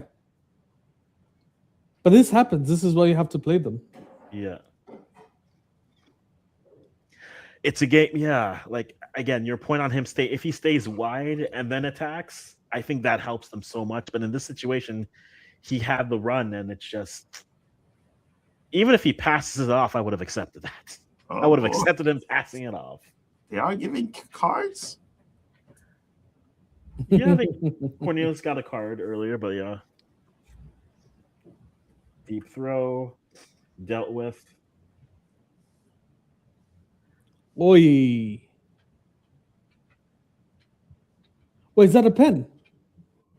It's got to be a pen for where it happened. Dude, yeah, that's a pen, right? That's just. Wait. That should be a red. Yeah, that's a red. That's a red. That's a high court. That should be that's a red. That should be a red. What Yeah, that's a clear red. Yeah. You're lucky there's no VAR, bro. You're very lucky. That's a red. You do not need VAR for that. Look at how high he's. That should be a like. And by the way, you can see he was looking at him. He saw him coming, and he still put his foot up. That's crazy. Those are the ones that those are the ones where a committee comes back and give you extra. Yeah, extra games. Yeah. Oh, yeah, 100%. So Maybe penalty coming for let's see his face. No? Ireland. But the question is, was it a cleats? Or is it like it's the double jeopardy. You remember when usually if it was outside the box and it would not have been a PK, it would have been a free kick, then he probably would have gotten the red card. Mm-hmm. But since he was in the box and he's awarded the PK already, it's not a double jeopardy compared to. It's not a doxo either. That makes no sense. Yeah, because if you're outside of the goalkeeper and it's a 1v1, and then you hit outside, then they give you the red card. Mm-hmm. But if it's a dangerous, isn't this not considered a dangerous? Oh, that's also dangerous. That should be a dangerous call for sure. But, yeah, that's what I was wondering. Like, because a dangerous foul technically is always a red. Yeah, but hey, it is double jeopardy. I know what you mean. So in this case, he gets a yellow. World Cup. I have no clue how good Parrot is at PKs. Yeah. He's positioning. Oh, yeah, there you go. Gets it. Let's see the run up here. Yeah, but there's a rule too that they're talking about changing that as well. Which one? Run ups? The second touch, even after you miss your PK, can't be the kicker. It can be another rebound, and even for the takers. Oh, gets on the so there's a rule that's going around. What? No, that you can't. Max gets it too on the rebound. Wait, that you can't score from the on the rebound of your PK. How does that make sense? I'm not mad with no sense. Max gets it. But no, I mean the rebound one. Yeah, the rebound rule makes no sense. Oh, it's going around. Come on, you guys, stop repeating the foul. That's a red card. If you played in any other, if this was the World Cup, that's a red. just be honest. And a big brawl too. They would not just be. Yeah, this would be just like wait, you just hit my boy in the head. No. No. But I guess it's a friendly. Yeah, I guess depending on who you ask. Yeah, it's good. Because I think this changes how it shouldn't, but I think this changes how they should bench players. This is you. I know you want to win the friendly, but right now it's low management.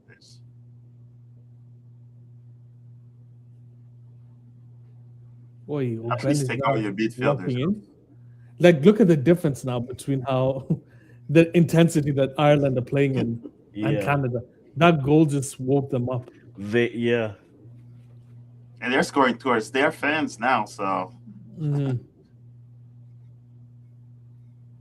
Okay, good from All right, Marsh. so Yeah. Lorea But coming out. So he did wait for 60. So Lorea coming out for the song. So his last audition, the song Zoran, seeing it. No reds, Amy, just a yellow that I think it's a high boot is the problem. Like it's not the double jeopardy because the he's already in the box there. But Mhm. Paul, I do think it would be a red just because it's a high boot. Straight. It's going to VAR for sure. But who knows now these days? Yeah. No one knows the rules. What are the rules? No, because Nobody knows. double jeopardy is only if you're denying an obvious goal scoring Goal, yeah. opportunity. So in this case, that would have been a red because it would have just been deemed a dangerous foul, and that would have been a red. So the rest So was we very just got nice. lucky. And I think it's also you don't want to be giving a red in a friendly. Yeah, only if you. Well, I think he earned it. I mean, Yeah, he definitely earned it. He definitely should have gone. But like, look at the difference in how Ireland are Ireland playing. are The- awake now. The pace has changed immediately. Yep. Oh, another corner Quarter kick. now. Yeah, and the ref is not saying anything yet. So probably Now, Waterman's in- going to come in at some Now, point. in but yeah, situations like this, is where you assess how good Jesse Marsh is as a coach, because Yes. now you have to take the sting.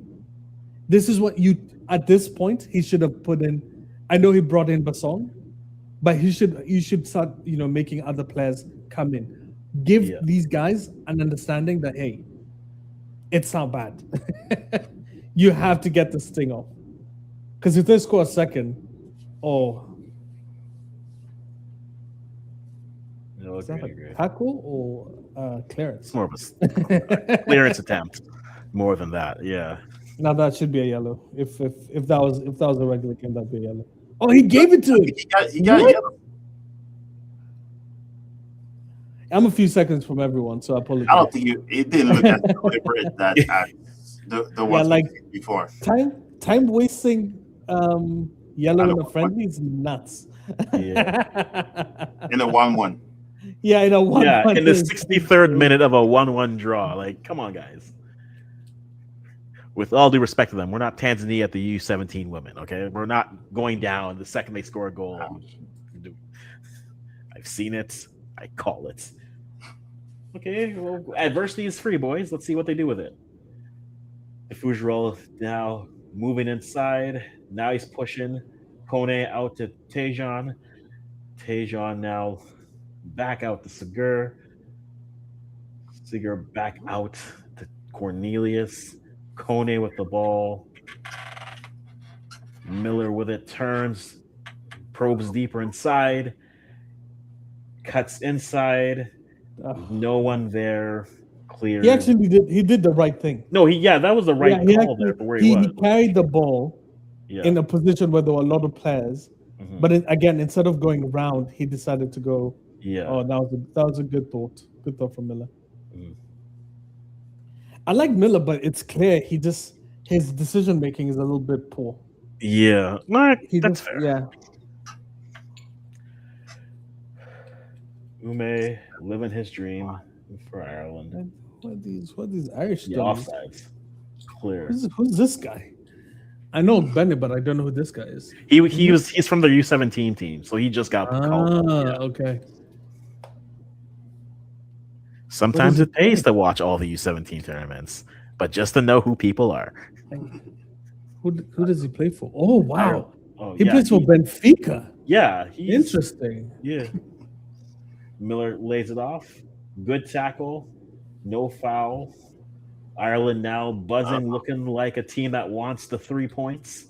Somebody's pissed. 3 I'm a little points. early, but It's a friendly. Just looking for a win. Hey. I'm getting myself Yo, ready. you I'm getting think myself this ready for next week. We We're World Cup playing for the bracket? 3. there's no such thing as a friendly. Yeah, they're just, a rivalry match, an intensity game. Let's be honest, there's friendlies. Like, Jesse you Marsh watch really the looking US for that red card in a friendly, though. The US Senegal game was a freaking friendly. The Senegalese coach decided to give them a win. That Well, midfield you're missing a whole combination bunch was of players crazy. too. Koulibaly was not playing. Bai was still celebrating. Still. You know, But why start a midfield with Ndiaye and Kamara? No height. big. You know what I And mean? I Like, think he was testing them too as well because I forgot the 18-year-old kid also. So there's two That's players Ndiaye, that no? no one have seen that just actually got a spot. And Malak Sarr Oh no, is sorry. not in the Not team. Iliman, not Iliman Ndiaye Musa. I'm talking about Ndiaye, the young player. He played in midfield. Oh, well, That's a young player, no? The yes. And he yeah, was on yeah. trial. He pretty Yeah. much earned it this game or last game. Last game? Okay. So there was two players off, and I'm running blank. Doesn't help when I don't watch the game, but It's It okay. was- Ireland looking so much better. That's not- what we're talking. We don't want to talk about when Ireland are up top. You ought to switch it up. So anyway, this weather out here is beautiful. No, but Yeah. also yeah. Apparently, Ireland decided that they're going to cheer for Cote d'Ivoire. Did you see that? Well, they Yeah, have the same I saw flag. that. They gotta say Just flip that flag.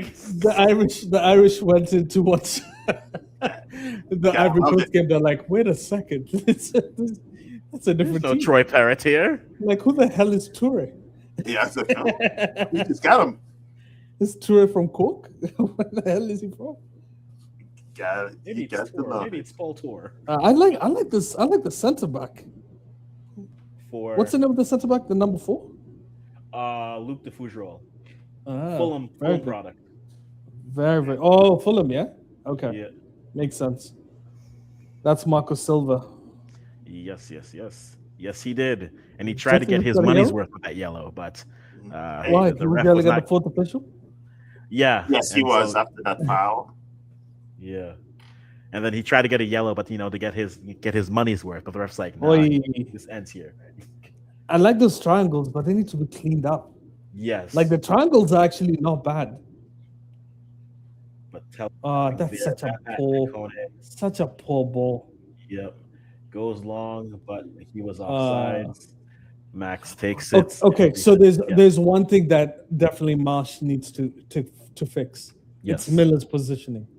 Miller cannot be consistently going that central. Like, look at where he is. Yeah. Look at he's not stretching that wing back at all. Wait, And if he doesn't stretch him now, you're just in a spot where you're Actually playing. you're allowing them to cover 2 men with one person.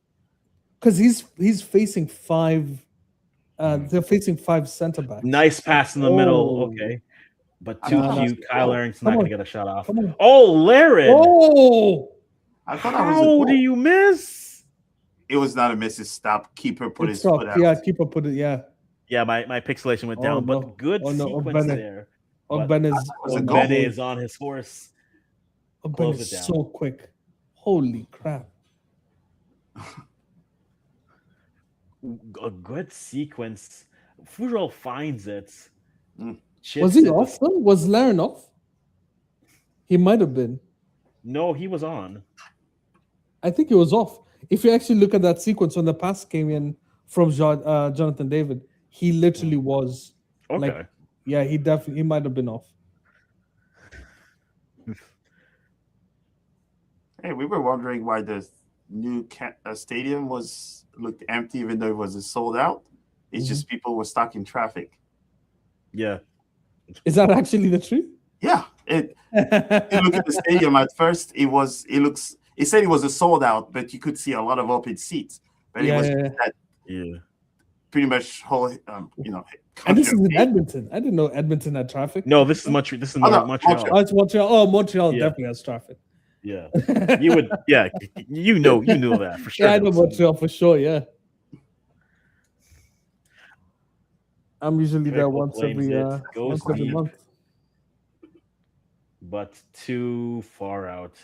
Amy, I think he's going to try to push some players. I think he's going to make a center back swap.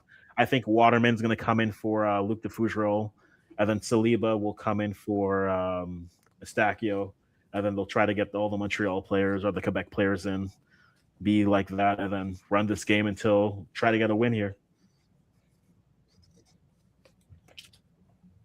Now I've got a more philosophical question.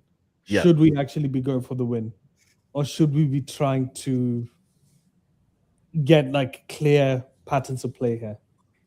I don't care about the win. It's patterns of play for me. Because for how bad they looked in the first half, if they can lose this game, but if you get more of those sequences where you go do Frugerel, the Kone to Laren shot and the save, this game could end 4-1. And I'm like, but they were doing that. I'm good. That's for me at least. Because of how poor they looked against Uzbekistan in the first half. Uzbekistan is a good team, though. Yeah, Uzbekistan's a very good team. Yeah. They're a good defensive side, but that's where I'd say, like, I think how Canada looks so disjointed.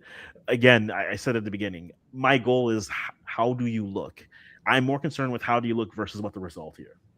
And technically, a draw is a draw. I will take a draw. I'm going to be honest. Yeah. I think the draw at this point, and it's crazy to say this because Ireland have been in the first half. Canada just pinned them the whole game, but I think actually the draw is fairly accurate. Yeah, because the team looked rusty. Yeah, the team definitely looked rusty. But that's not a bad thing. Hey, if they can get those connections working right now, or is Laren getting benched? Yeah, Laren's coming off for Promise, David. Okay, so we get the cousins at least. I'll take this. See, I'll take this. Give me the cousins. They're not actually cousins. So Jesus, what the hell? Yeah, those Nigerian genetics.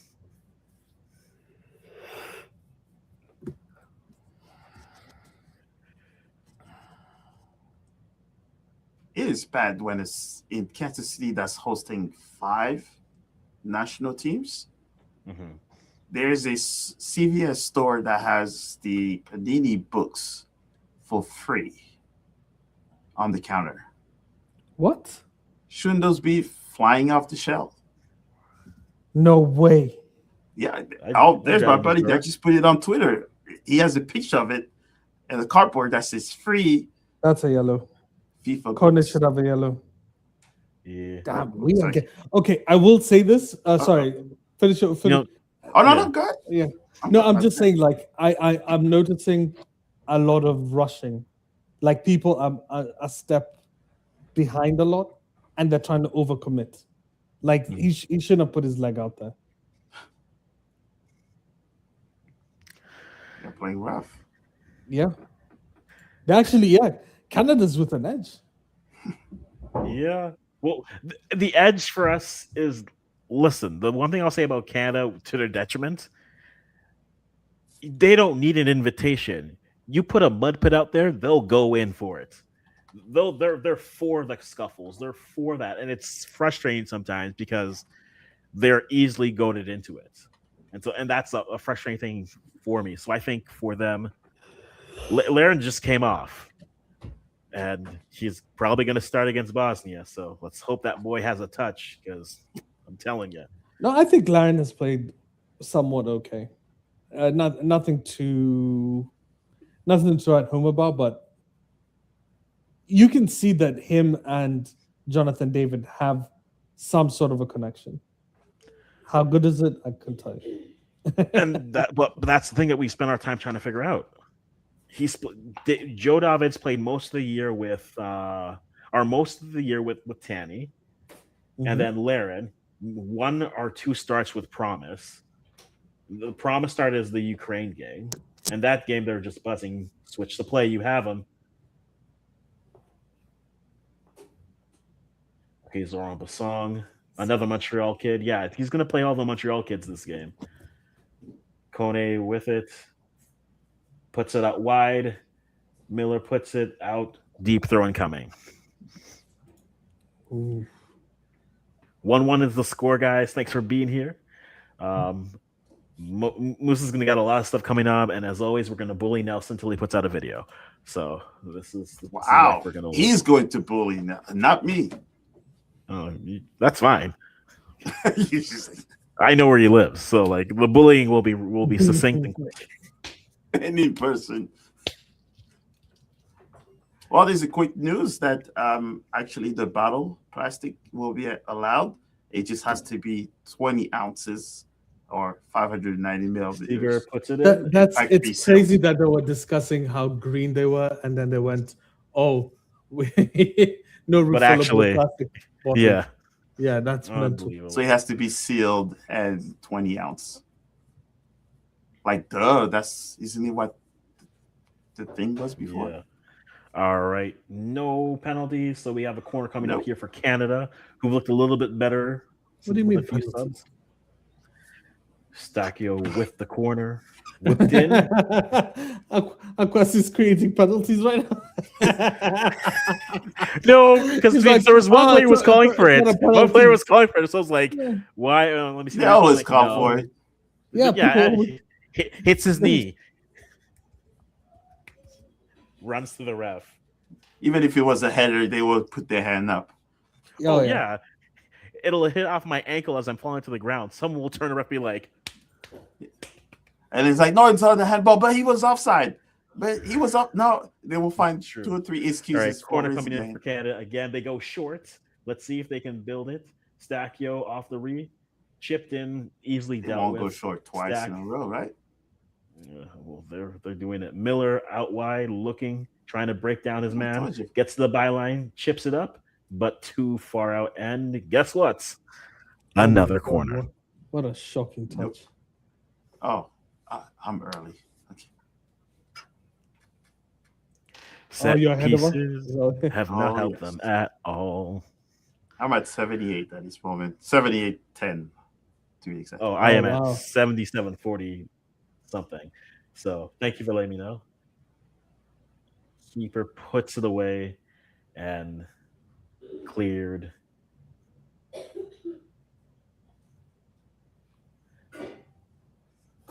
And throw for Canada coming deep again. We're getting into the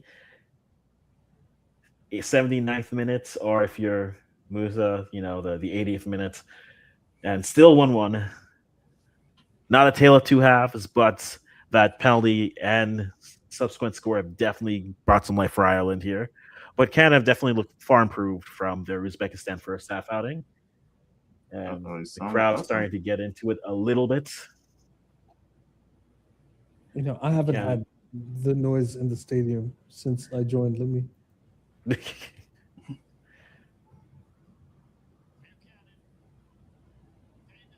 And now Promise is grabbing his shoulder. No way. Promise is grabbing his shoulder. You've been out for like 5 minutes. What happened?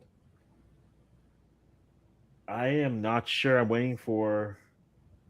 It's a deep throw. You can't be that jacked and. You can't be that. Did he jacked just and get it with too much velocity? Who knows? No way. Nothing even happened. I listen. I'm very sensitive to injuries right now. All right, a player winces, and I'm feeling it. He played like what 20 games this season. Yeah, and he's already crying. Oh man! Ball cleared in the space, and there is Troy Parrott.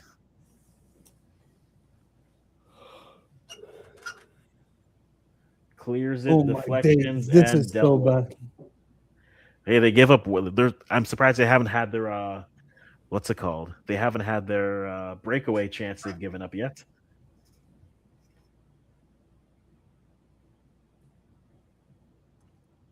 This is not a very. Wait, I'm not watching Bosnian? it. Huh? Dedic. It's all right. No, he's Austrian.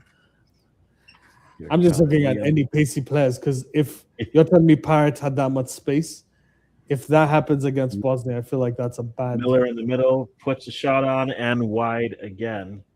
I forget the run from that Ireland number 7.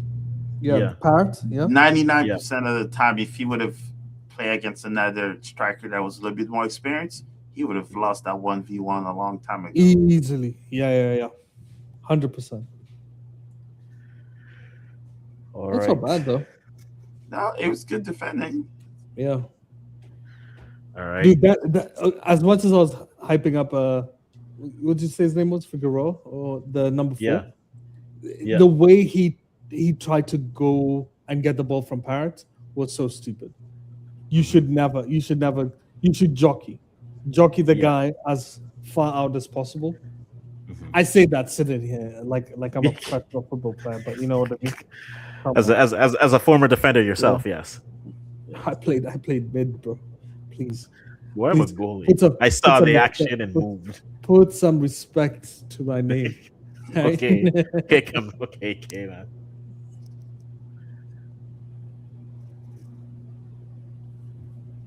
This is gonna be a fun World Cup.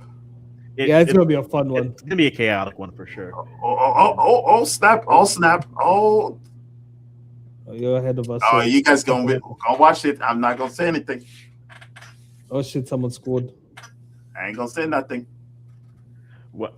I hate I you. see nothing. I said nothing. Commentary is real now. Commentary is real now. Oh, it's gonna be an Irish oh my thing because goodness. the Irish Oh my have the ball. Oh no, it might be. Oh yeah, it's gonna be the Irish. Goodness. Yeah. Look at O'Bannon, How? man. This guy's so Max fast. proving why he started. Max.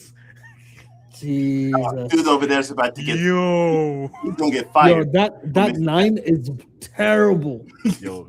Terrible. That's a tap in. Max Crepeau, sir. Like have yourself a night. Drinks O'Bannon around you. did everything right, and then you oh my days. Yeah. But Crepeau did kept up though, so Yeah. he had to stop. By the way, extremely good goalkeeping.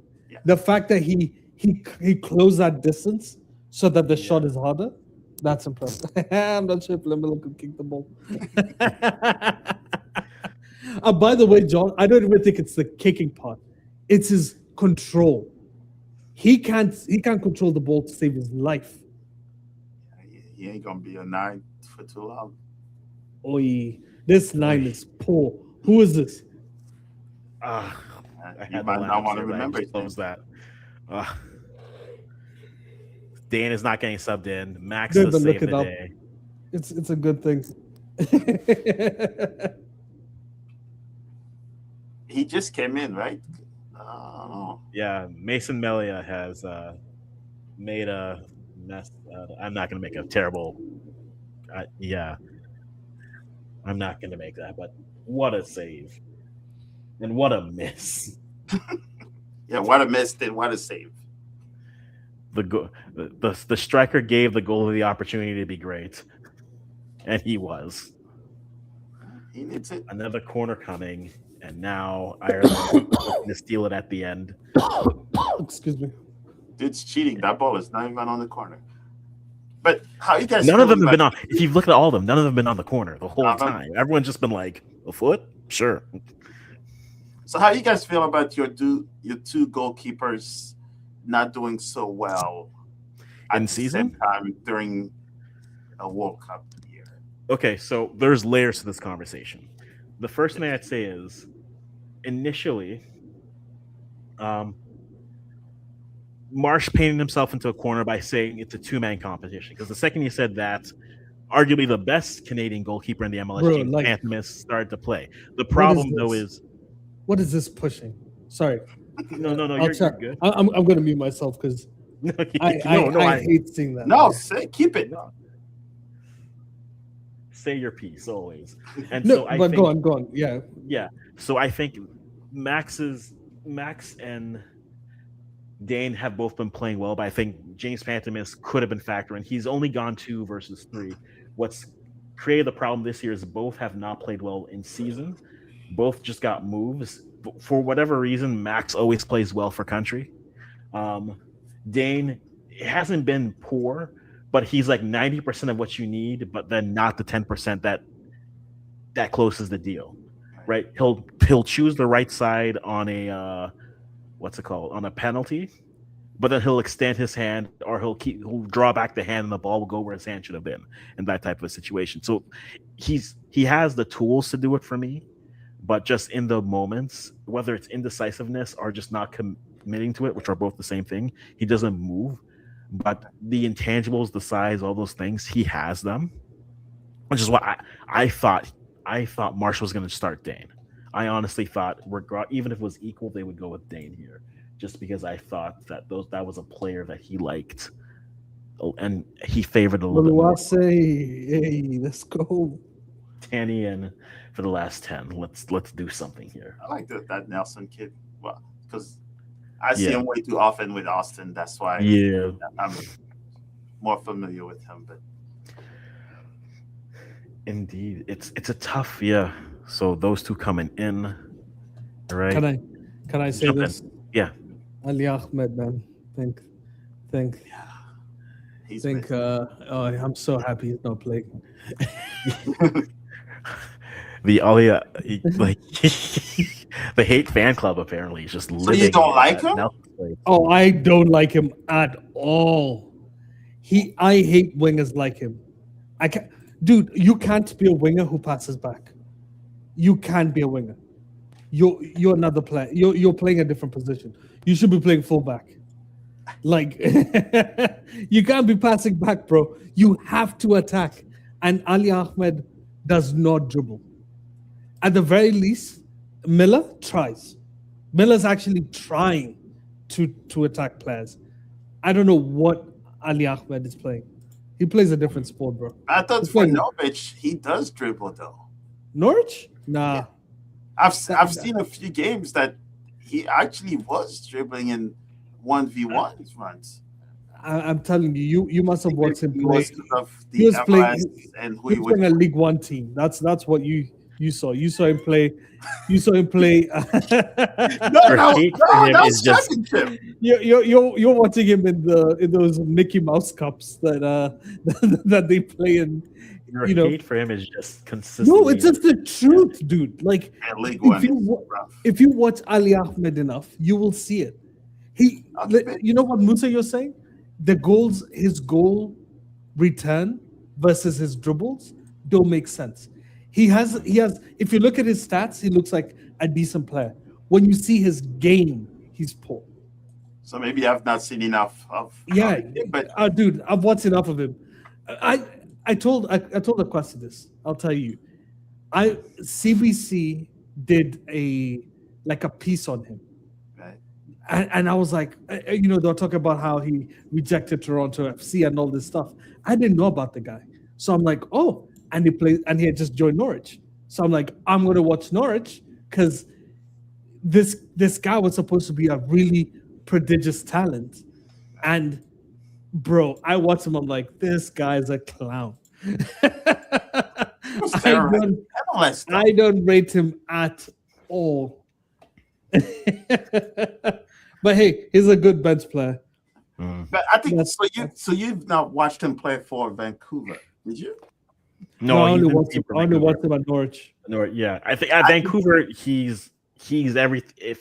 If that's how you describe him there, he was better. Yeah, I think that's the problem that you saw his integration to Norwich and introduction to championship soccer versus how he was playing against MLS. Maybe. Yeah, but that's a problem. Is if you go up to a higher level, and you know this, Musa, the higher the level goes, the more your ability is shown.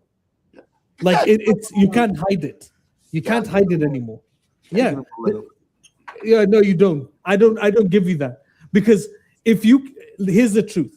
If he can handle the championship, he can't handle the top leagues. The top 5, he will not handle at all. So you should be shining at the championship so that at least your level is seen as your top 5 player. You could be a good player in the top 5, but I don't need you to be like an exceptional one. He's mediocre in the championship with great stats. We'll give him a little time. How old is he though? Is he not like 24, 25? Yeah, around there. Yeah, because he's the same age group as David and Davies. Yeah.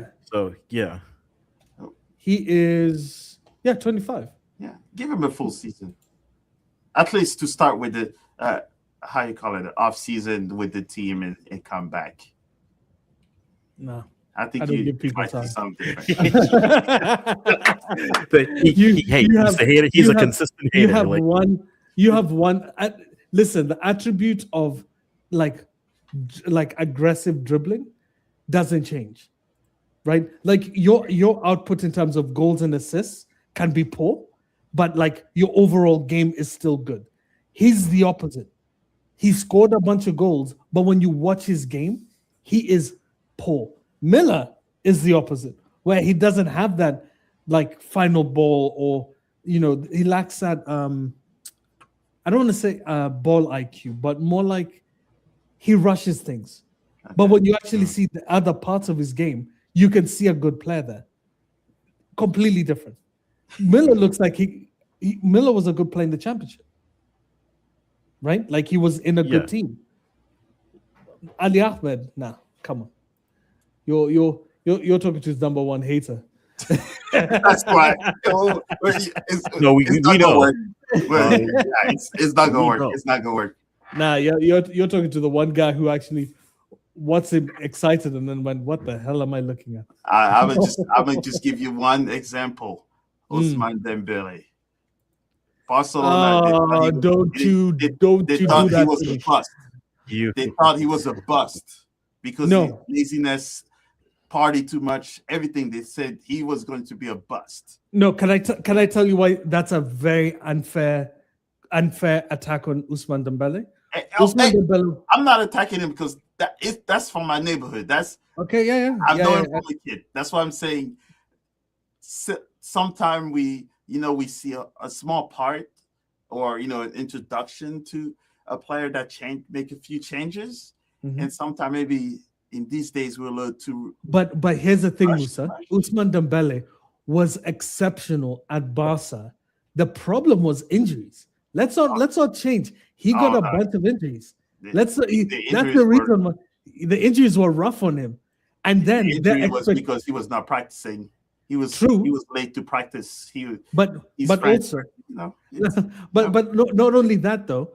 But when they were bringing in Dembele, they thought they were bringing in like the next, like Mbappe level. They thought they were getting a guy who's gonna be dropping 40 goals because that's what he did at Dortmund, right? Like he was amazing at Dortmund, and they thought, oh, they're gonna get the guy who's gonna be scoring 40 goals a season, and he didn't. And then they immediately were like, he's terrible.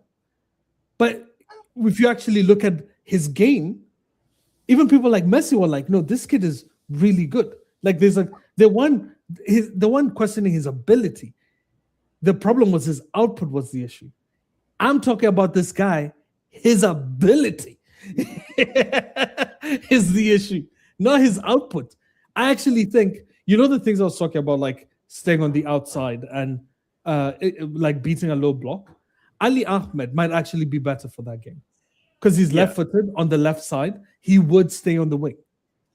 The problem is he'd never beat the winger or the fullback that he's defending. So every time he gets a ball, he's going to be passing it back. I'm telling you, he plays rugby. This is a rugby player playing soccer. Come on. Maybe I'm rough on wingers. Yes, you are. You are. He's got 31. Only 31% of his dribbles are successful. Yes. That is poor. Yes, it's not the best of the best,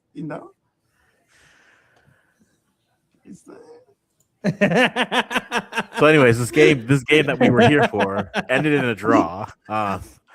Sorry, man, I tried. Hey, we know you tried. We saw you try. The game ends in a draw. I think a good first half for Canada. The second half changes once they give up the penalty, and then Ireland are pushing back But for me, I wanted to see improvement. I wanted to see them a little bit more cohesive, other than Liam Miller not, hitting everything but the frame on goal and his spacing. I think this is a step forward for what they look like against Uzbekistan. Now, again, Musa's got Bosnia tomorrow, so that'll be a watch for curiosities for sure. But I'm happy with how they looked. I think it's an improvement. I think you can build off of that. the ratings will be harsh on Kyle Larin, even though he had a nice shot at the in the second half. But I think for Canada, yes, it's a draw. It's good enough, I'd say. And then they move from there. What do you guys think in here? But then also in the comments, are you satisfied with a 1-1 draw here for Canada in their send-off game for the World Cup? Are you satisfied with that type of result? I'm a neutral, so as just a neutral seeing it. I probably didn't see as much as what you guys wanted to see from Canada leading to a World Cup. But it shows that Ireland probably should have won that game. Yeah, With those misses towards the end.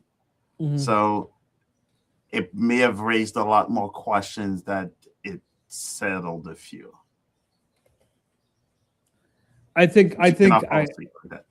in this game it was clear.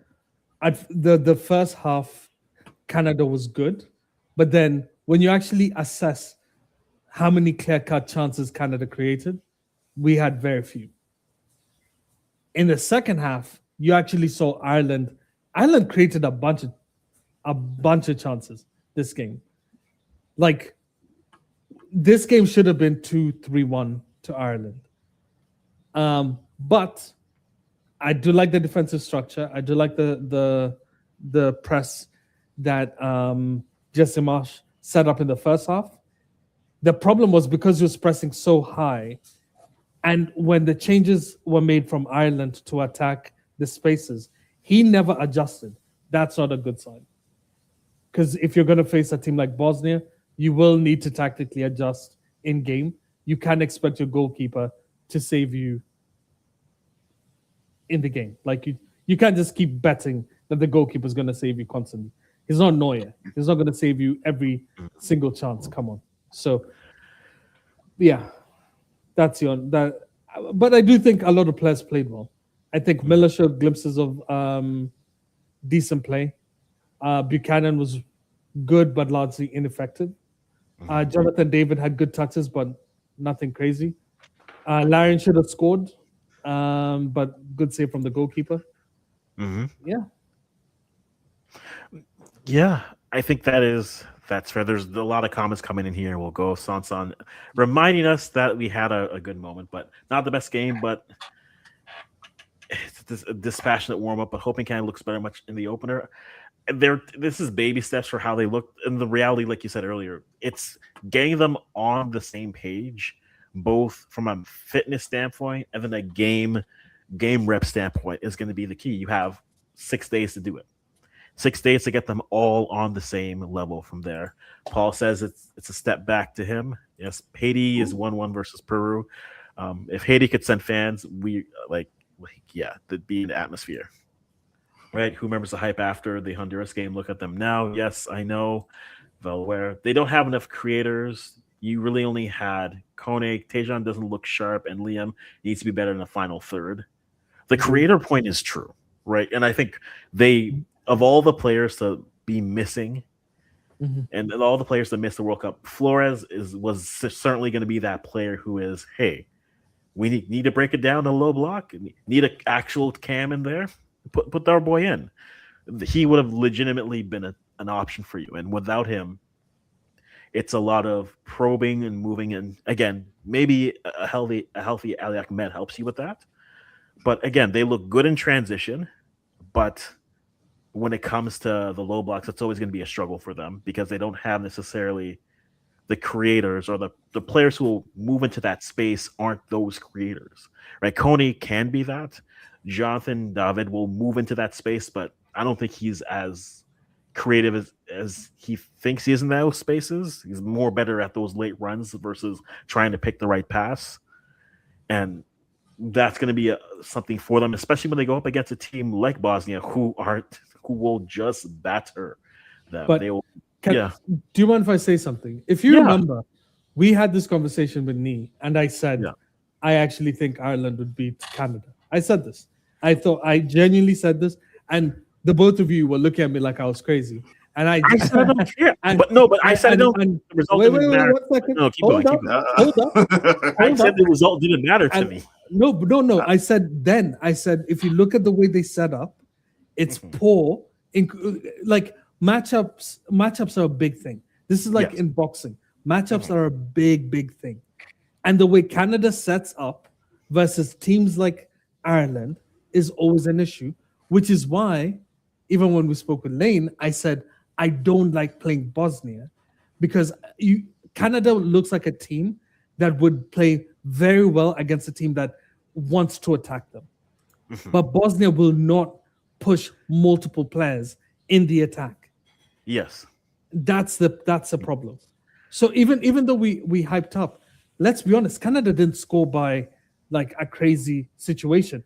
It was a lucky corner or an unlucky corner from Ireland's perspective. It hit one guy, then hit another guy, then went in. Yeah. Like that's what happened. It wasn't some sequence of play that you go, that's what I was looking for. The only good sequence was the Larin shot. That's it in the whole game. Yeah. So let's be honest. Let's not try and like sugarcoat it. In my opinion, this game showcased everything that we already knew, which is they're very good on the counter, but we're coming into a World Cup. Teams don't open up. Teams actually sit deep. Come on, look at how Morocco got to the semifinals. Look at how Senegal plays. Like it's like they set up really rock solid. Yeah. And then you have your players that you set up to go, we're going on the attack. So Buchanan, but even this question, Buchanan kept running into Holden's. Like, no, they understood to mark him out. They were like, they had two men on him the whole time. Constantly. Yeah. He was they were set. That was the one player who could get to that line. And like, it's a game where you see the opposition say, if a player's going to beat us, There's feedback coming from someone's mic. I don't know who it is. Is it Musa? I think it might be your mic. There's some feedback. Yeah, I think it's you, Musa. Yeah. Me? Oh. Yeah, your mic. Something weird's Yeah, you buzzing like you buy a microwave. Yeah. Am I? Oh, let's see. Yeah. If you get muted and then Yeah, it's definitely was him there. Yeah, it it's was definitely him, you. But anyways, I think this definitely felt like a game where Ireland said, look, we'll do our best, we'll take Tejan away, but if Liam, if you're gonna beat us, you can. And Liam has yet to find the frame. And that's gonna be the game. And this is a struggle for Canada overall, right? If you play them in a team that's gonna be transition type, they're there for it. You want to play up and down, they're there for it. Play any team that says, nah, we know you want to run. We're going to be here. And again, tournament football is that. Defend, survive, and advance. Until they're able to consistently break down those teams, and like until they're able to play low blocks with consistently and be threats to them. As long as you give them the ball and say, we will do what you want to do. We'll defend. We'll create our counter, our transition opportunities. We don't think you have the ability to break us down. And yes, they may have some flashing moments, but we don't think you can do it.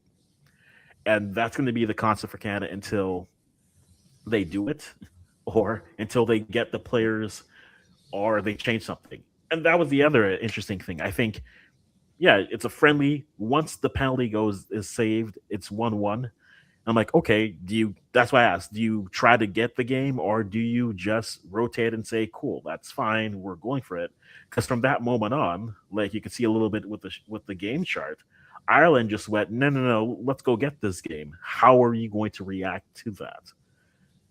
How are you going to then shift from when the team is taking something away from you? And that's something that Marsh, we all know him as a stubborn coach, but that's something that he's not shown yet. The only change we've seen from him is when he goes to midfield 3 against Uzbekistan, but that's because he has one striker. I mean, one winger that's available for us. But Musa, I see you here. But it sounds good now. It's still there. It's like a hum or a buzz or something. Yeah.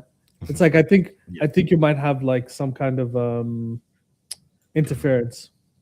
Yeah. This is why you need another midfielder. You can't play two-man midfield players in this system. Here's the issue, Paul. I totally hear you. The problem is Jonathan David. And the problem with Jonathan David is he's not a nine. He's more of a second striker. Mhm. So if you have him as a second striker, you need a striker. And that means you have to play two strikers. Mhm. And Jonathan David doesn't have the pace to play him on the wing, so that you could have maybe play 4-3-3. So the issue you have though is you cannot bench Jonathan David. You can't say drop Larin for a midfielder. Jonathan David will be too isolated. He needs someone who occupies the defenders so that he can pick up the pockets of space. So and also, who's the third midfielder that you bring in that provides the extra creative part?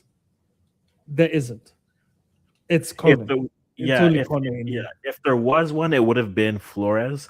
Maybe a Nathan But Flores would Saliba. have played on the wing, wouldn't Flores is a cam who plays that wide, but yeah, he? Yeah. he would have been that spot for you. But then if he's on the wing and he's on the pitch, then he's doing what he does, which is what everyone does. He's drifting inside, but that's just because that's the again high pressure situations. You default to your basic programming, so he's going to go back to the spaces he's comfortable in, which is the middle, dribbling in and out. So it would have been Saliba if you go three midfield, and then have Kone more as your box to box and Saliba more into that creative space. But again, who are you sacrificing for that? And that's a fair point to bring up. The easy answer would be you take off Larin and say make Joe David as your nine and make him play in that space. But he's also a player that he's going to drift into those spaces.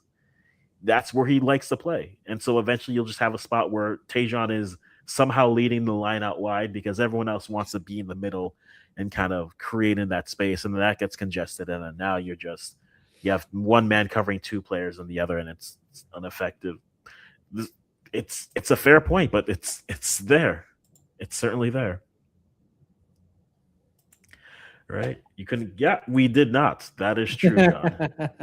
That is true. First half, we had chances, and we got a double bounce own goal. That's the type of night we had. We scored on a double bounce own goal. We did not kill you when we had a chance. So yeah, at least you can rest easy knowing that Ireland put up a good showing in that second half going from there. And Saliba's the name that we're seeing here for sure. You try David at the 9. Yes, he picks out pockets, but he is playing too deep in the system. But that's a David issue. That's not the system. That's David. Like, Joe does that.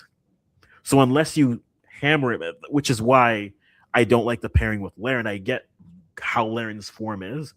But Larin sometimes then tries to drift into those spaces as well, and then tries hold up, and then it's just the Mexico game all over again, right? It's Mexico. It's Osorio who's a cam, but doesn't have the pace anymore, so he drifts inside.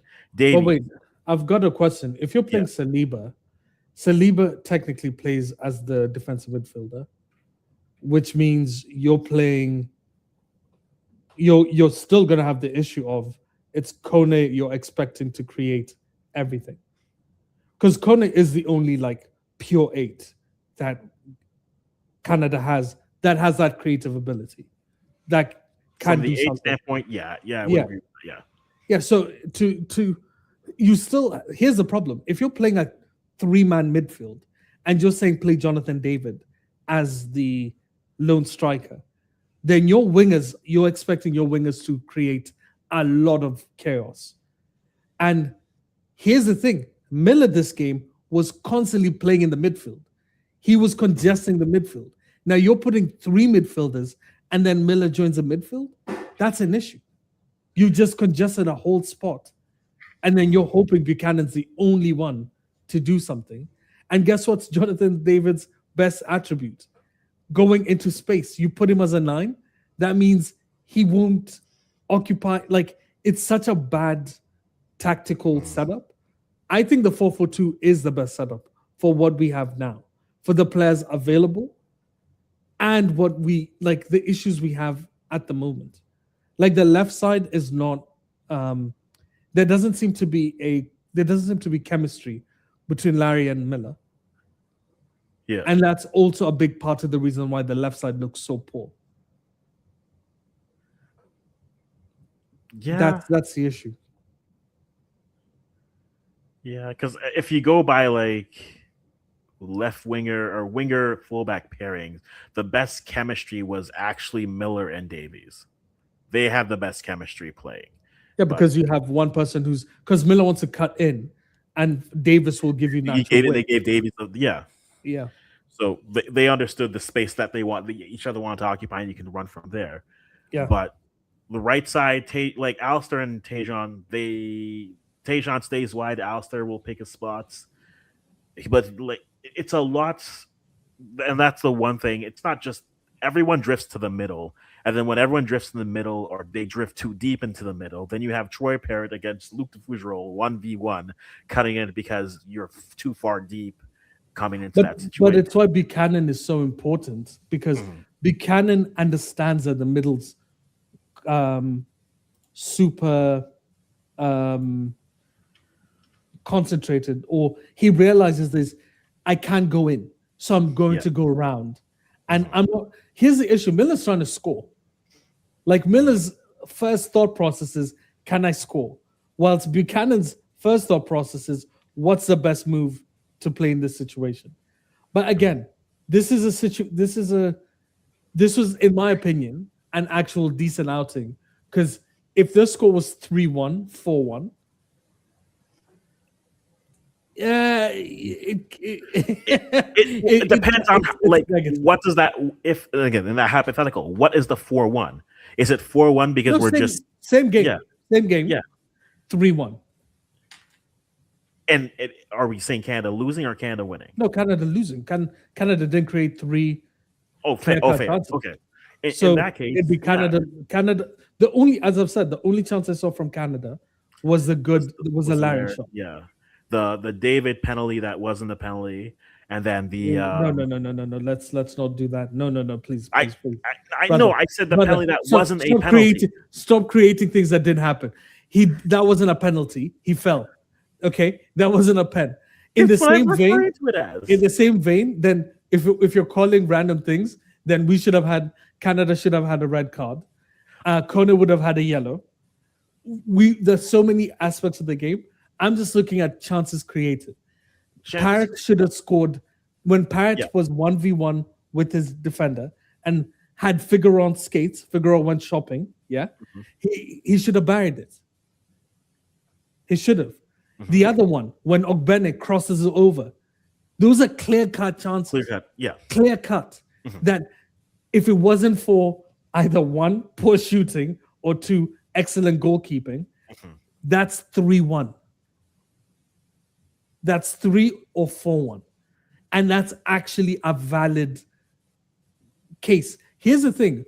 This isn't, how do you say this, Musa? Musa, please come in. But because I'm coming off as I'm hating. No, you're not. No, but it's just being like, my thing is I try to be as objective as possible. And when I look at this game, even though SofaScore if you look at SofaScore, all these players are green, it looks good. It looks like Canada, and you see the number of chances, like Canada 20 shots, and you go, oh yeah, this is great. But how then many on target? No, regardless, it looks 20 shots. 20 shots is 20 shots. But here's the problem. If Parrott had an actual leg that knows how to shoot, this game is 4-1. Look at that. Big chances created was 4. Yeah, I agree. And Ireland didn't even look like they kicked into second gear. They didn't even look like they were out of second gear, let's be honest. But that's what I was saying. Like how many were on frame? This is empty calories. The 20 shots are empty calories because you're not even forcing a save here, and that's where you see when you go to the big chances. This is the stat that matters. To your point, this is the stat that matters in this game. And for Canada, yes, the movement was better. Agreed. The thing is, but at the end of the day, if you're not making the goalkeeper have to do anything, as a goalkeeper, there are many times where I'm sitting, I get off the line, and then when I just have to stand up straight and just kind of bounce a bit because a shot went up, and if he's trying out for the CFL, the NFL, it's good. Like, I've had a good day. That's what Miller's shooting was today. And that's not all. We're not going to say, oh, Miller spoiled the game, but Canada consistently scoring goals has been their issue, which is why the conversation with who should start as the striker is always relevant, because that's the only thing that's an option for us, right? Because he's not going to change the midfield. The midfield is set. He's not going to change the formation. We've been 4-4-2. The only option we have is another striker, right? And Larin, yes, he had a good end of the season with Southampton, and the end of the season is kind of short, but for whatever reason, that doesn't work at the national team level with him and Joe David, right? And so that's why it's like, give me Tanny, give me Promise, heck, bring back Daniel Jemison. Let me try that one more time, because for whatever reason, those two, they're everything but a goal. Movement here, and in this game was everything but a shot on frame. And so that feels like the only thing that we can actually that feels movable, because everything else it seems like it's set in stone. Like, this is how it's going to kind of fill out and go through. Musa, you're on mute. Yeah. Or you're not connected. Okay. Yeah, maybe your mic isn't connected. Yeah, I don't think your mic is connected. Check your settings. Beautiful. But I'll wait till Musa comes in. But for me, so I've been saying this, Akwasi, as you know, there seems to be a lot of, like, I don't want to call it positivity. Oh, maybe your gain is higher, Musa. Well, we had something from your mic, but then you went quiet. Lion kicks heads, not balls. John, you're in your bag right now. Head, he would put it in the net. John, you're in your bag right now. I'll give you that. The issue is that he didn't even kick the head properly, because he actually he stamped it. Mm-hmm. Lion has not scored in 2 tournaments. I'll gladly take a slow David over Atani. So yeah, I'm gonna be honest. The strikers are kind of shocking. The other strikers can't score. If Tani had more accuracy than my son, I'd be more poke with it. Okay, cool. I'd be more okay with it, I think, is why. It was more okay with it. Let's try this again. Yo, you back. You here. Yeah. Same device, just a different port. Okay. There. Yeah. It's even louder now, so that's actually good. Now you're booming in. So. You dropped your gain. Yeah. All that expensive equipment for nothing, but yes. I got. Yeah, now it's clear. Yeah, it was definitely your port. Yes. Oh, great. Now, the only thing I was saying is that what you mentioned, right? The 20 shots, right? That's why I always sometimes get in trouble by saying some people might just rely a little bit too much on stats to see how a game went. 100%. Because if you just look at that and you've not seen the game, like 20 on shots, it looks like you guys were on fire. But were those 20 shots that were field goals, or that actually made the goalkeeper work? So you're going into 6 days into a World Cup, and you guys are still discussing who's going to give us the goals. That's a problem. Full-heartedly, that's ridiculous. a problem. Yeah. But then the question for me, then for you guys, is like, defensively, how comfortable are you feeling? I was okay until Parrot sent Figueroa to a different literally sent him shops. Right. Yeah. So that's you had just spoke his praises too. You're like, man, he's going. Yeah, good. I was not hyping him up. But the Fugro thing was the thing about him I liked was on the ball. On the ball, he looked really good. But I hadn't seen him defend yet because Ireland hadn't attacked yet. They the one attack and literally went shopping. Yeah. Yeah, he's actually currently at the Chanel store picking something for his lady, and afterwards he'll do I think defending. Here's the concern with defending is how they play offense and how they are on the ball. They I said it yesterday and I said it today. Parrot's gonna have a 1v1 or a breakaway because it's just how they defend. Now, what they normally have is they have erase mistake speed, right? Bombito, Davies. Those are players who, at the very least, they'll get to the ball first, and that covers a lot of it. But since Marsh has been in control here, those chances are there. They gave those chances against Australia.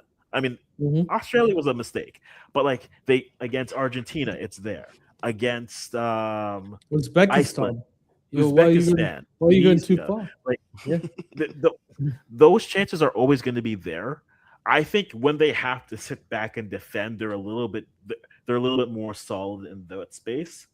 And that's where I feel like I think them with a lead is better because then they can actually sit back and play how they want to, which is pressure them into making more mistakes and play in the transition a little bit more.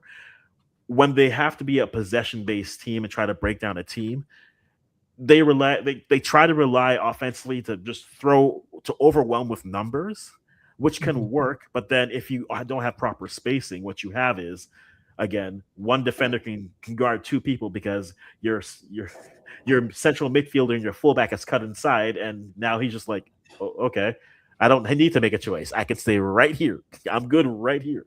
And then you turn them over there. Then it's one pass, two pass, and an Uzbeki striker is on 1v versus the goalie, or Troy Parrott is making another run, or Ume or any of the other players are there. So I think playing with a lead, they are better. Again, they need to get the lead. And look, at this point, I don't care. I'm not looking for pretty. I'm looking for goals. So if it's a triple bounce off of two ankles and a shin, I'm not mad. It's 1-0. Now we can sit back and defend and pressure like we want to. I think it's cute for you to just say you don't care how it comes. No, you'd need to. Because if you don't have clear sequences of play in terms of goal scoring, you will suffer. I watched the France game, and if you remember, I actually called it out against Ivory Coast. Yeah. I said, France looked poor. What you saw was Ryan Cherky looking amazing. No, it's true. Ryan Cherky was amazing that game. But if you looked at everybody else, they were all poor. Mbappe was poor.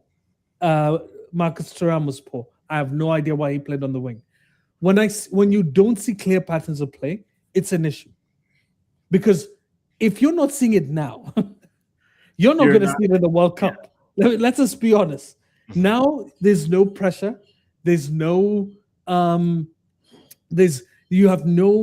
again, if you can try things. Players can be more here's the truth. Players are going to be scared during the World Cup. The lights are brightest there. The lights are brighter. The noise is louder. You're going to hear a toxic environment. The Bosnians are going to be toxic because that's exactly what they're expecting. When you get the ball, they're jeering. Everybody is sneering. Everybody's whistling. You're going to feel you're not supposed to feel comfortable. And in the most comfortable situation, people are still not passing correctly. The pace, I like the pace in the first half in terms of passing. It felt like we were passing quicker. But then a lack of quality was what was missing. Yeah. And if you're saying that we don't have the players, I hear you. But Jonathan David, yet again, showcases one of the reasons why he's not a highly rated striker worldwide, which is he can score when you give him the chance to score, but when he's not involved in the final chance, then he's primarily useless. It's why Alphonso Davies is more important to this team than Jonathan David is. You know what I mean? Gravity matters, yeah. Yeah. Not just gravity. I'm talking about ability. It's not about gravity here. Well, his ability creates gravity, and that gives. Yeah, I'm with you here. Yeah, because this game wasn't like a bad game to me. This is exactly what I thought this game was going to be like. Mm-hmm. Ireland were going to have chances, and it was just a question of how good our defense is or how good the goalkeeper was. When I spoke to you, you said our defense was good. When I watched this game, our defense is not good at all. Defending on the ball is one thing. Defending, Did they? You're on SofaScore right now. Yeah. Please click on the defenders who had greens. Please go to them. One of them. I will go to it, sir. Your defense is not good. Yeah, That's that asking defense for is not punishment. good. Yeah. No, let's click on one of them, Cornelius. Yeah. And then scroll down and then go to defense. Yeah, you're on defense right now. Scroll down. Scroll down. So he had one, he won one ground duel out of 3. Yeah. The aerials is understandable. Those were probably, I don't even remember them crossing that much. So it must have been like maybe corner kicks or something. Yeah. Click on the other dude. Go down. He actually won more, 2 out of 3. Yeah. But how is it? How did he win 2 ground duels but had no tackles? Just Anyway, so clean with it. Yeah. My concern with them was they actually, you know what? I understand how he won them. He was just jockeying them.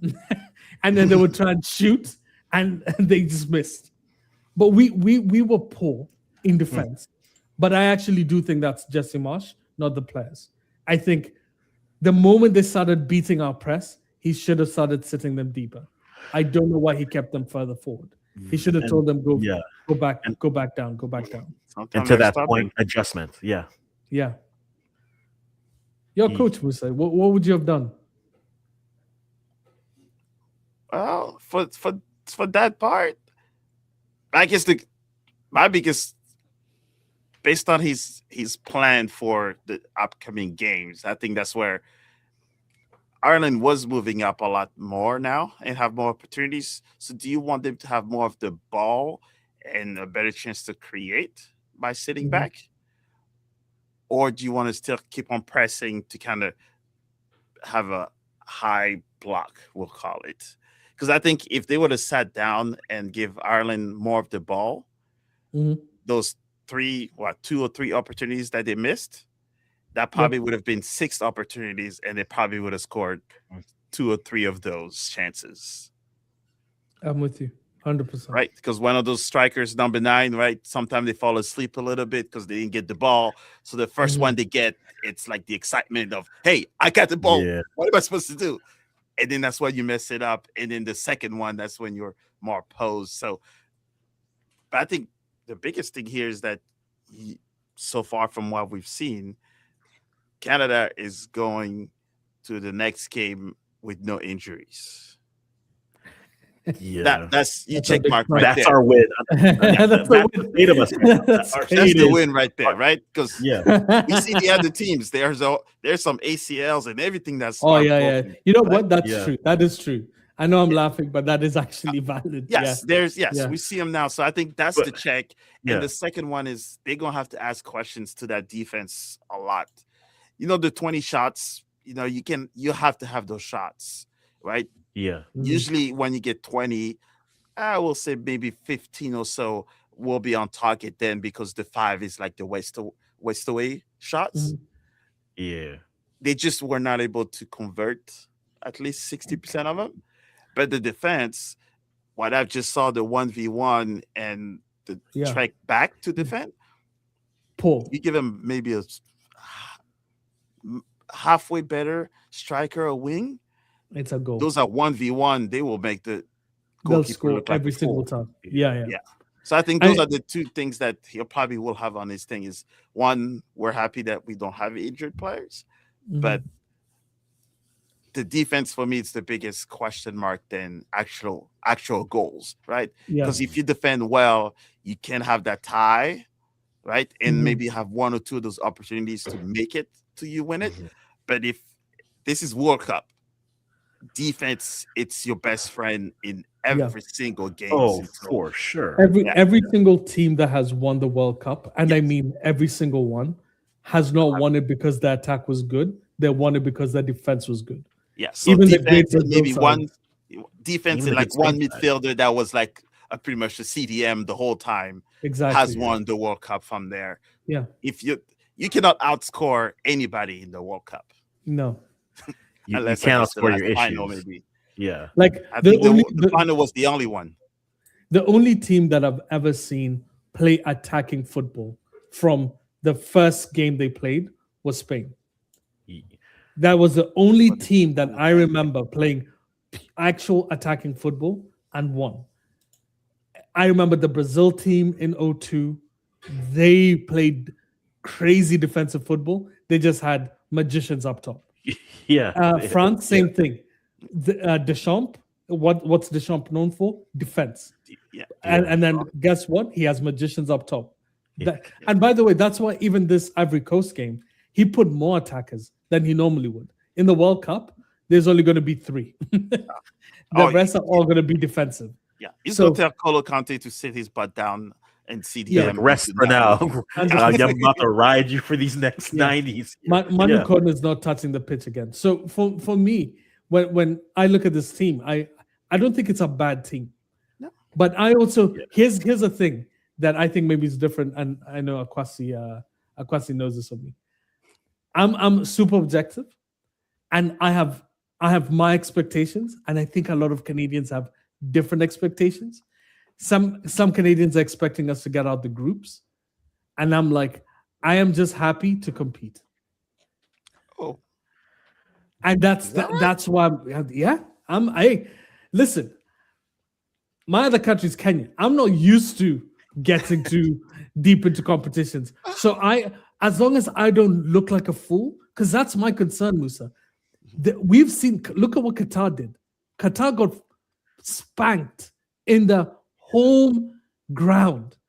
I don't want to see that at Canada. I don't want, because if the Bosnia game goes bad, we lose like 2-0, something like that. Brother, we have other teams that will look at that game and go, we're going to punish them. Let's be honest. Yeah, you can. Yeah, you can't lose. You can't lose at home. Yeah, that's my biggest fear. Yeah, to me, like my set for them is draw, win, lose. Right? You draw Bosnia, you beat Qatar, and then the Swiss will Swiss. That's how I see. That's what I'm saying. Yeah. My expectation. By the way, sorry. Google has Canada having won this game 2-1. I just want you guys to know. Where was the second? I watched this game. Where was the second? Oh man, this is funny. But carry on. There's 3 things. There's one thing that all 3 countries that are hosting this World Cup want to make sure that they are not the first one to be either grouped or to be eliminated from the tournament. I think 100%. If you're not the first one to get out, you have already one check mark. Then if you make it to the round of, I think for me, if any of them makes it to the round of 16, it's been a successful home tournament. 100%. I agree with you. But we're about to banter so 16 and do not get out first. I think that should be your 2 goals. Winning it, I don't know about that. But those 2, number 1 is don't be the first, make it to the 16th. Or you make it and everybody else do not. If one of those countries makes it, your tournament is successful. Other than that, North America would laugh at you for the next World Cup if you get grouped. Either 3 of them. That's if my all biggest 3 of them fear. get grouped, then my fear is, here's the thing: we can get grouped, but like the group that France and Senegal is in, anyone who gets grouped from that group isn't a problem. You had a tough group. Everyone will say, "Hey, you had a tough group." France will burn. No, if France get grouped, that's a different situation. But I mean, like the other Senegal ones. will probably burn too. Those two cannot get grouped. But what I mean is, from your perspective is different. But I mean, like from my perspective, if Senegal get grouped, I wouldn't see that as crazy. But when this group got called, when I saw Canada's playing Bosnia, Switzerland, and Qatar, the only team that I saw us winning, guaranteed, was Qatar. Wow. But the rhetoric I saw was Canada's beating Bosnia. And I'm like, are you guys crazy? That's not a guarantee. That's not a guarantee. That's like a hopeful wish. That if everything aligns and Bosnia are off their game and we are on our game, we win. That's how it has to be. There But can be yeah. one or the other. Mhm. Bosnia No, can but come like, with the A game and we win. By the way, just let's just be honest. but like you said earlier, Nelson, like that game predicates on us being able to make them play a game that they don't want to, and in a style that they want to. And this is Bosnia we're talking about. I feel like Bosnia, if they could, I think they could play an up and down game, but like their game, Canada's winning or drawing Mhm. really comes down to them scoring first. Like they have to be buzzing in the first 20 minutes and get a goal. And then from there that sets them up. Like that gives them a chance. Now, Yeah. that's my But other the problem concern. is not Yeah. it's not if, it's when for them. Oh, Because they will score. yes. But it's when. Set pieces, we already aren't going to be big off of set pieces because we're playing the biggest. Yeah, And you're so- in trouble then. So you can't be fouling. You can't be like you can't put yourself in a position where you make the ref make a call, right? Kyle Larin, that can't happen because that's a red and VAR. But that's why I think I'm going to be honest here because we're all friends here. We know each other, guys. This is where you look at Carney and you tell Carney, "Hey, give FIFA a little bit of money, let the refs look the other way, and we just manhandle Bosnia. You just do Listen. what other countries. What did you guys know? What's the Korea World Cup? Listen, they Do you said think we South Korea beat all these countries because they played excellent football? No. Refs were looking the other way. I want us to do the exact same thing. If anyone knows Carney, send him an email. Please. now. I don't want to wait, get I've grew up around Bosnian people from France to Canada to here. I've always been around them. They're from a war country. The last thing you want to do is to go 1v1 toe-to-toe with them. No. Checo said they love to play rough, by the way. Because remember when they qualified, he said the only reason why he's still alive is because his mom called him to go home, because after that there was a bomb that dropped and killed some of his friends. That's literally the line he put. I said, when you have that mentality, but Musa, what I'm saying is, I'm not saying it's going to be a fair game. I'm not trying for it to be fair. I'm saying any foul that a Bosnian player hits, call it. The other way, no. It's going to be like, hey, keep moving. That's what I want. I don't want a fair game. Are you kidding me? I am. If anyone knows Carney, please let him know that this is what we the first game. Do you remember when South what's it called? South Africa beat Mexico or South Africa. It wasn't Mexico. When South Africa beat France. Was it France that they beat? Yeah, it was the third game. And by the way, excellent goal from Shabalala. But what people forget is that game. That South Africa game was crazy because the South Africans played. That was a defense. That was fouling and the referee ignoring the calls. Well, they also knew that France was pretty much gone. At that point, they were tired. The squad was mentally, they were gone. Like there was nothing there. That's what we need to do to Bosnia. We need to smash them up. No. I mean, we can't win this game. The views with the way we just played. just wait. The ones I know, if you say, "Oh, we're gonna play it not fair," and it's gonna be fun, here, hold my beer, and then. Yeah, but that's what I'm saying. If they do a Senegal, I'm gonna hit you now. If they do a Senegal and walk out, that's 3 goals. That's 3 points. Well, hey, that's what I'm going for. Hold down. Any way to win, you don't care. That's a real def. As long as you win on the field, it's good. I'm out here to win. I get it, and if it's just on the pitch, the problem for Canada for me is just they're not healthy. It won't be their best start. It won't be their best defense. They're midfielders, yes.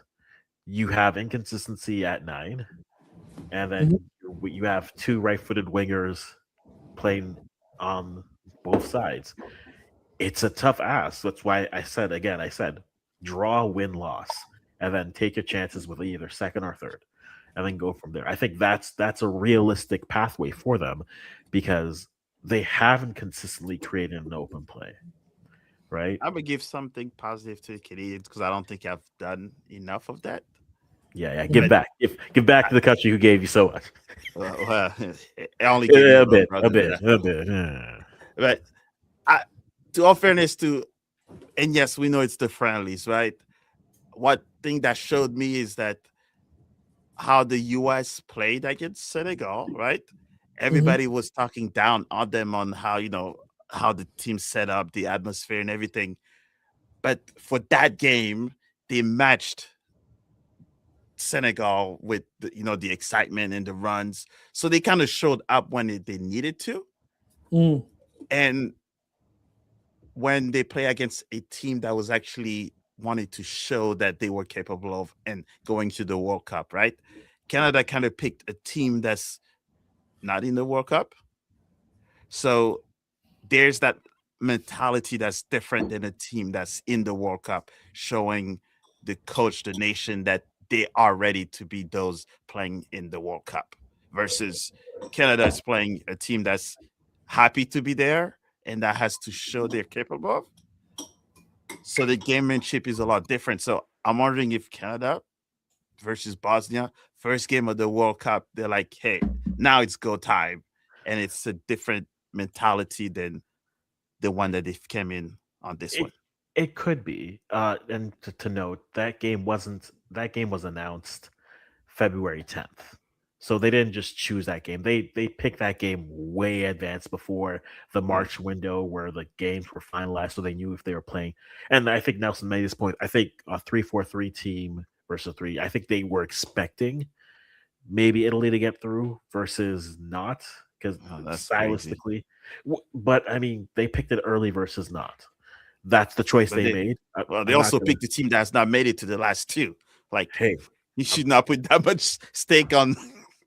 Listen, they wanted a friendly. They had a friendly. They got the friendly, and then they went from there. They did. Yeah, they got a friendly, and it was friendly-ish. But no, I think to that point, look, they showed some positive signs in this game. Is it everything you wanted? Of course not. Like you said, we came out healthy, which is, look, the other half of our team isn't. So at this point, like we have 2 healthy wingers. They played. Like those are our 2 healthy wingers. And so that's look, not a good number. One tore his ACL. The other 2 that they have are on a back to action plan right now. And you're playing in North America, right? It's not Qatar where you were playing across the street to your hotel. Yeah. That's the only the benefit that they have is they know where they're playing, and it's just Toronto, and then they're in Vancouver. And if some way they win their group, they're in Vancouver again. If not, they're in LA. So they know where they have to go. So they know it's not as bad. It's not as bad. But again, I think maybe they come out against Bosnia and they're just buzzing everywhere. Like the only thing a Canadian, for me as a Canadian, that I'm holding on to is that Ukraine game. Whether you want to hold on to it, I'm not really holding on to it, but I'm just saying that is what their potential could be. But that's when they were healthy. They're not healthy now. And so my expectations are, I'm hoping that Marsh manages this game a lot better, because that's the one criticism I'll have, of many. He plays the style, and that's his style. And in games where like he's got a little bit better at it, where like there's games where he's up and then he tries to okay, let's see this game out here. Let's throw some more bodies in to help some more defenders and such. But that's the concern. They can buzz around because that first half is both the encouraging and then the warning sign. They can buzz around, they can look dangerous, but when they only have a double bounce goal to show for it, like you need more than that at the World Cup. Now, at 1-0 can get the job done at the World Cup, don't get me wrong. But when you know a team has another level and you're pushing it to the max and that's all you have to show for it, you're going to need more than one to do that. And so, hey, we made it out healthy. No injuries in camp. Great. No one slipped, tore an ACL. That I know of. I'm knocking all the wood. They have 6 days. They have 6 days to figure this out. Actually, they have a week to figure this out because they play at 3 in the afternoon next week, Friday. That's that they do. fun. Yeah. Nelson, any final words before we sign off here? I love Canada. I have a passport. I love Canada. We're going to smash Bosnia 5-0. Toxic positivity 101 right here. Look, but Nelson, in all honesty, I'm going to be honest. I did like the first half. The biggest concern I had, and I did call it out, was the moment the moment Ireland started gaining confidence, we never stopped their gameplay. I'm hoping what Jesse Marsh starts doing, and let's be honest, he's not really an experienced manager. I know he went to England and all of a sudden people got hyped up and he's coach of the MLS, but like he's not really that experienced. One of the things he needs to do very well is start teaching these guys professional fouls. It's a very quick way of slowing the game, especially when the other team is on the ascendancy. So we need to do that. These are small little things that it's not a technical thing, it's a tactical thing. I didn't see a lot of tactics from him that made me feel like he just accepted that the game is lost. Like the momentum was gone. He just accepted it. Makes no sense. If this was any other good coach, they immediately start saying, hey, stop that guy. You know what you do? You tell a guy, you bring a guy over on the sideline and you say, take a foul, get the yellow, we're benching you. It doesn't matter. Take the guy out. Those kinds of things. You need to slow the game. But for me, I saw enough positives. We didn't lose the game. That's a big positive. They had 4 clear-cut chances. Seriously. True. Yeah. They had 4 clear-cut chances. Here's a good, you ask, my man of the match was the goalkeeper. Yeah. Because he saved the team. Yeah. He saved the penalty. He saved those chances. Saved the pen. Yeah. Saved he just saved the freaking team. So shout out to the goalkeeper. Great saves. He saved Canada before. That's why I know he's a good goalie. And that's about it. No, everybody else was poor. I'm going to be honest. Ismail Kone. We're talking about a different Kone. Ismail Kone totally played well, but I think defensively he was a bit off.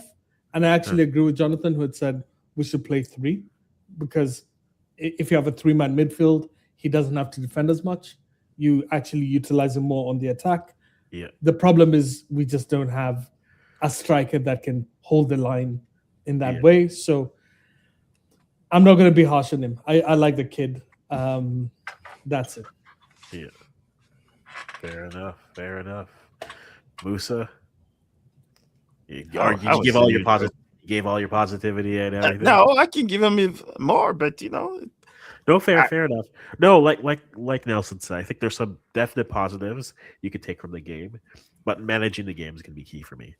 And that's something I'm going to be looking for Marsh to do against Bosnia. That's not, again, don't do the thing where you look at the name of the country and say, oh, it's just Bosnia. We can beat Bosnia. They get paid and they're happy to be here. Okay. So let's not do this thing where it's not a big soccer name that we know traditionally. And then we're like, oh no, we should beat them. No, they've come from the wreck. They've come to play and they're going to make their countrymen proud. So there's pride there. Play with some and know that the other team has some, but manage the game better. And that's what I would say. I'll be back on Sunday because I got some stuff I'm going to do for Sunday, reevaluating the teams that we've seen, especially after some of the friendlies that we've seen.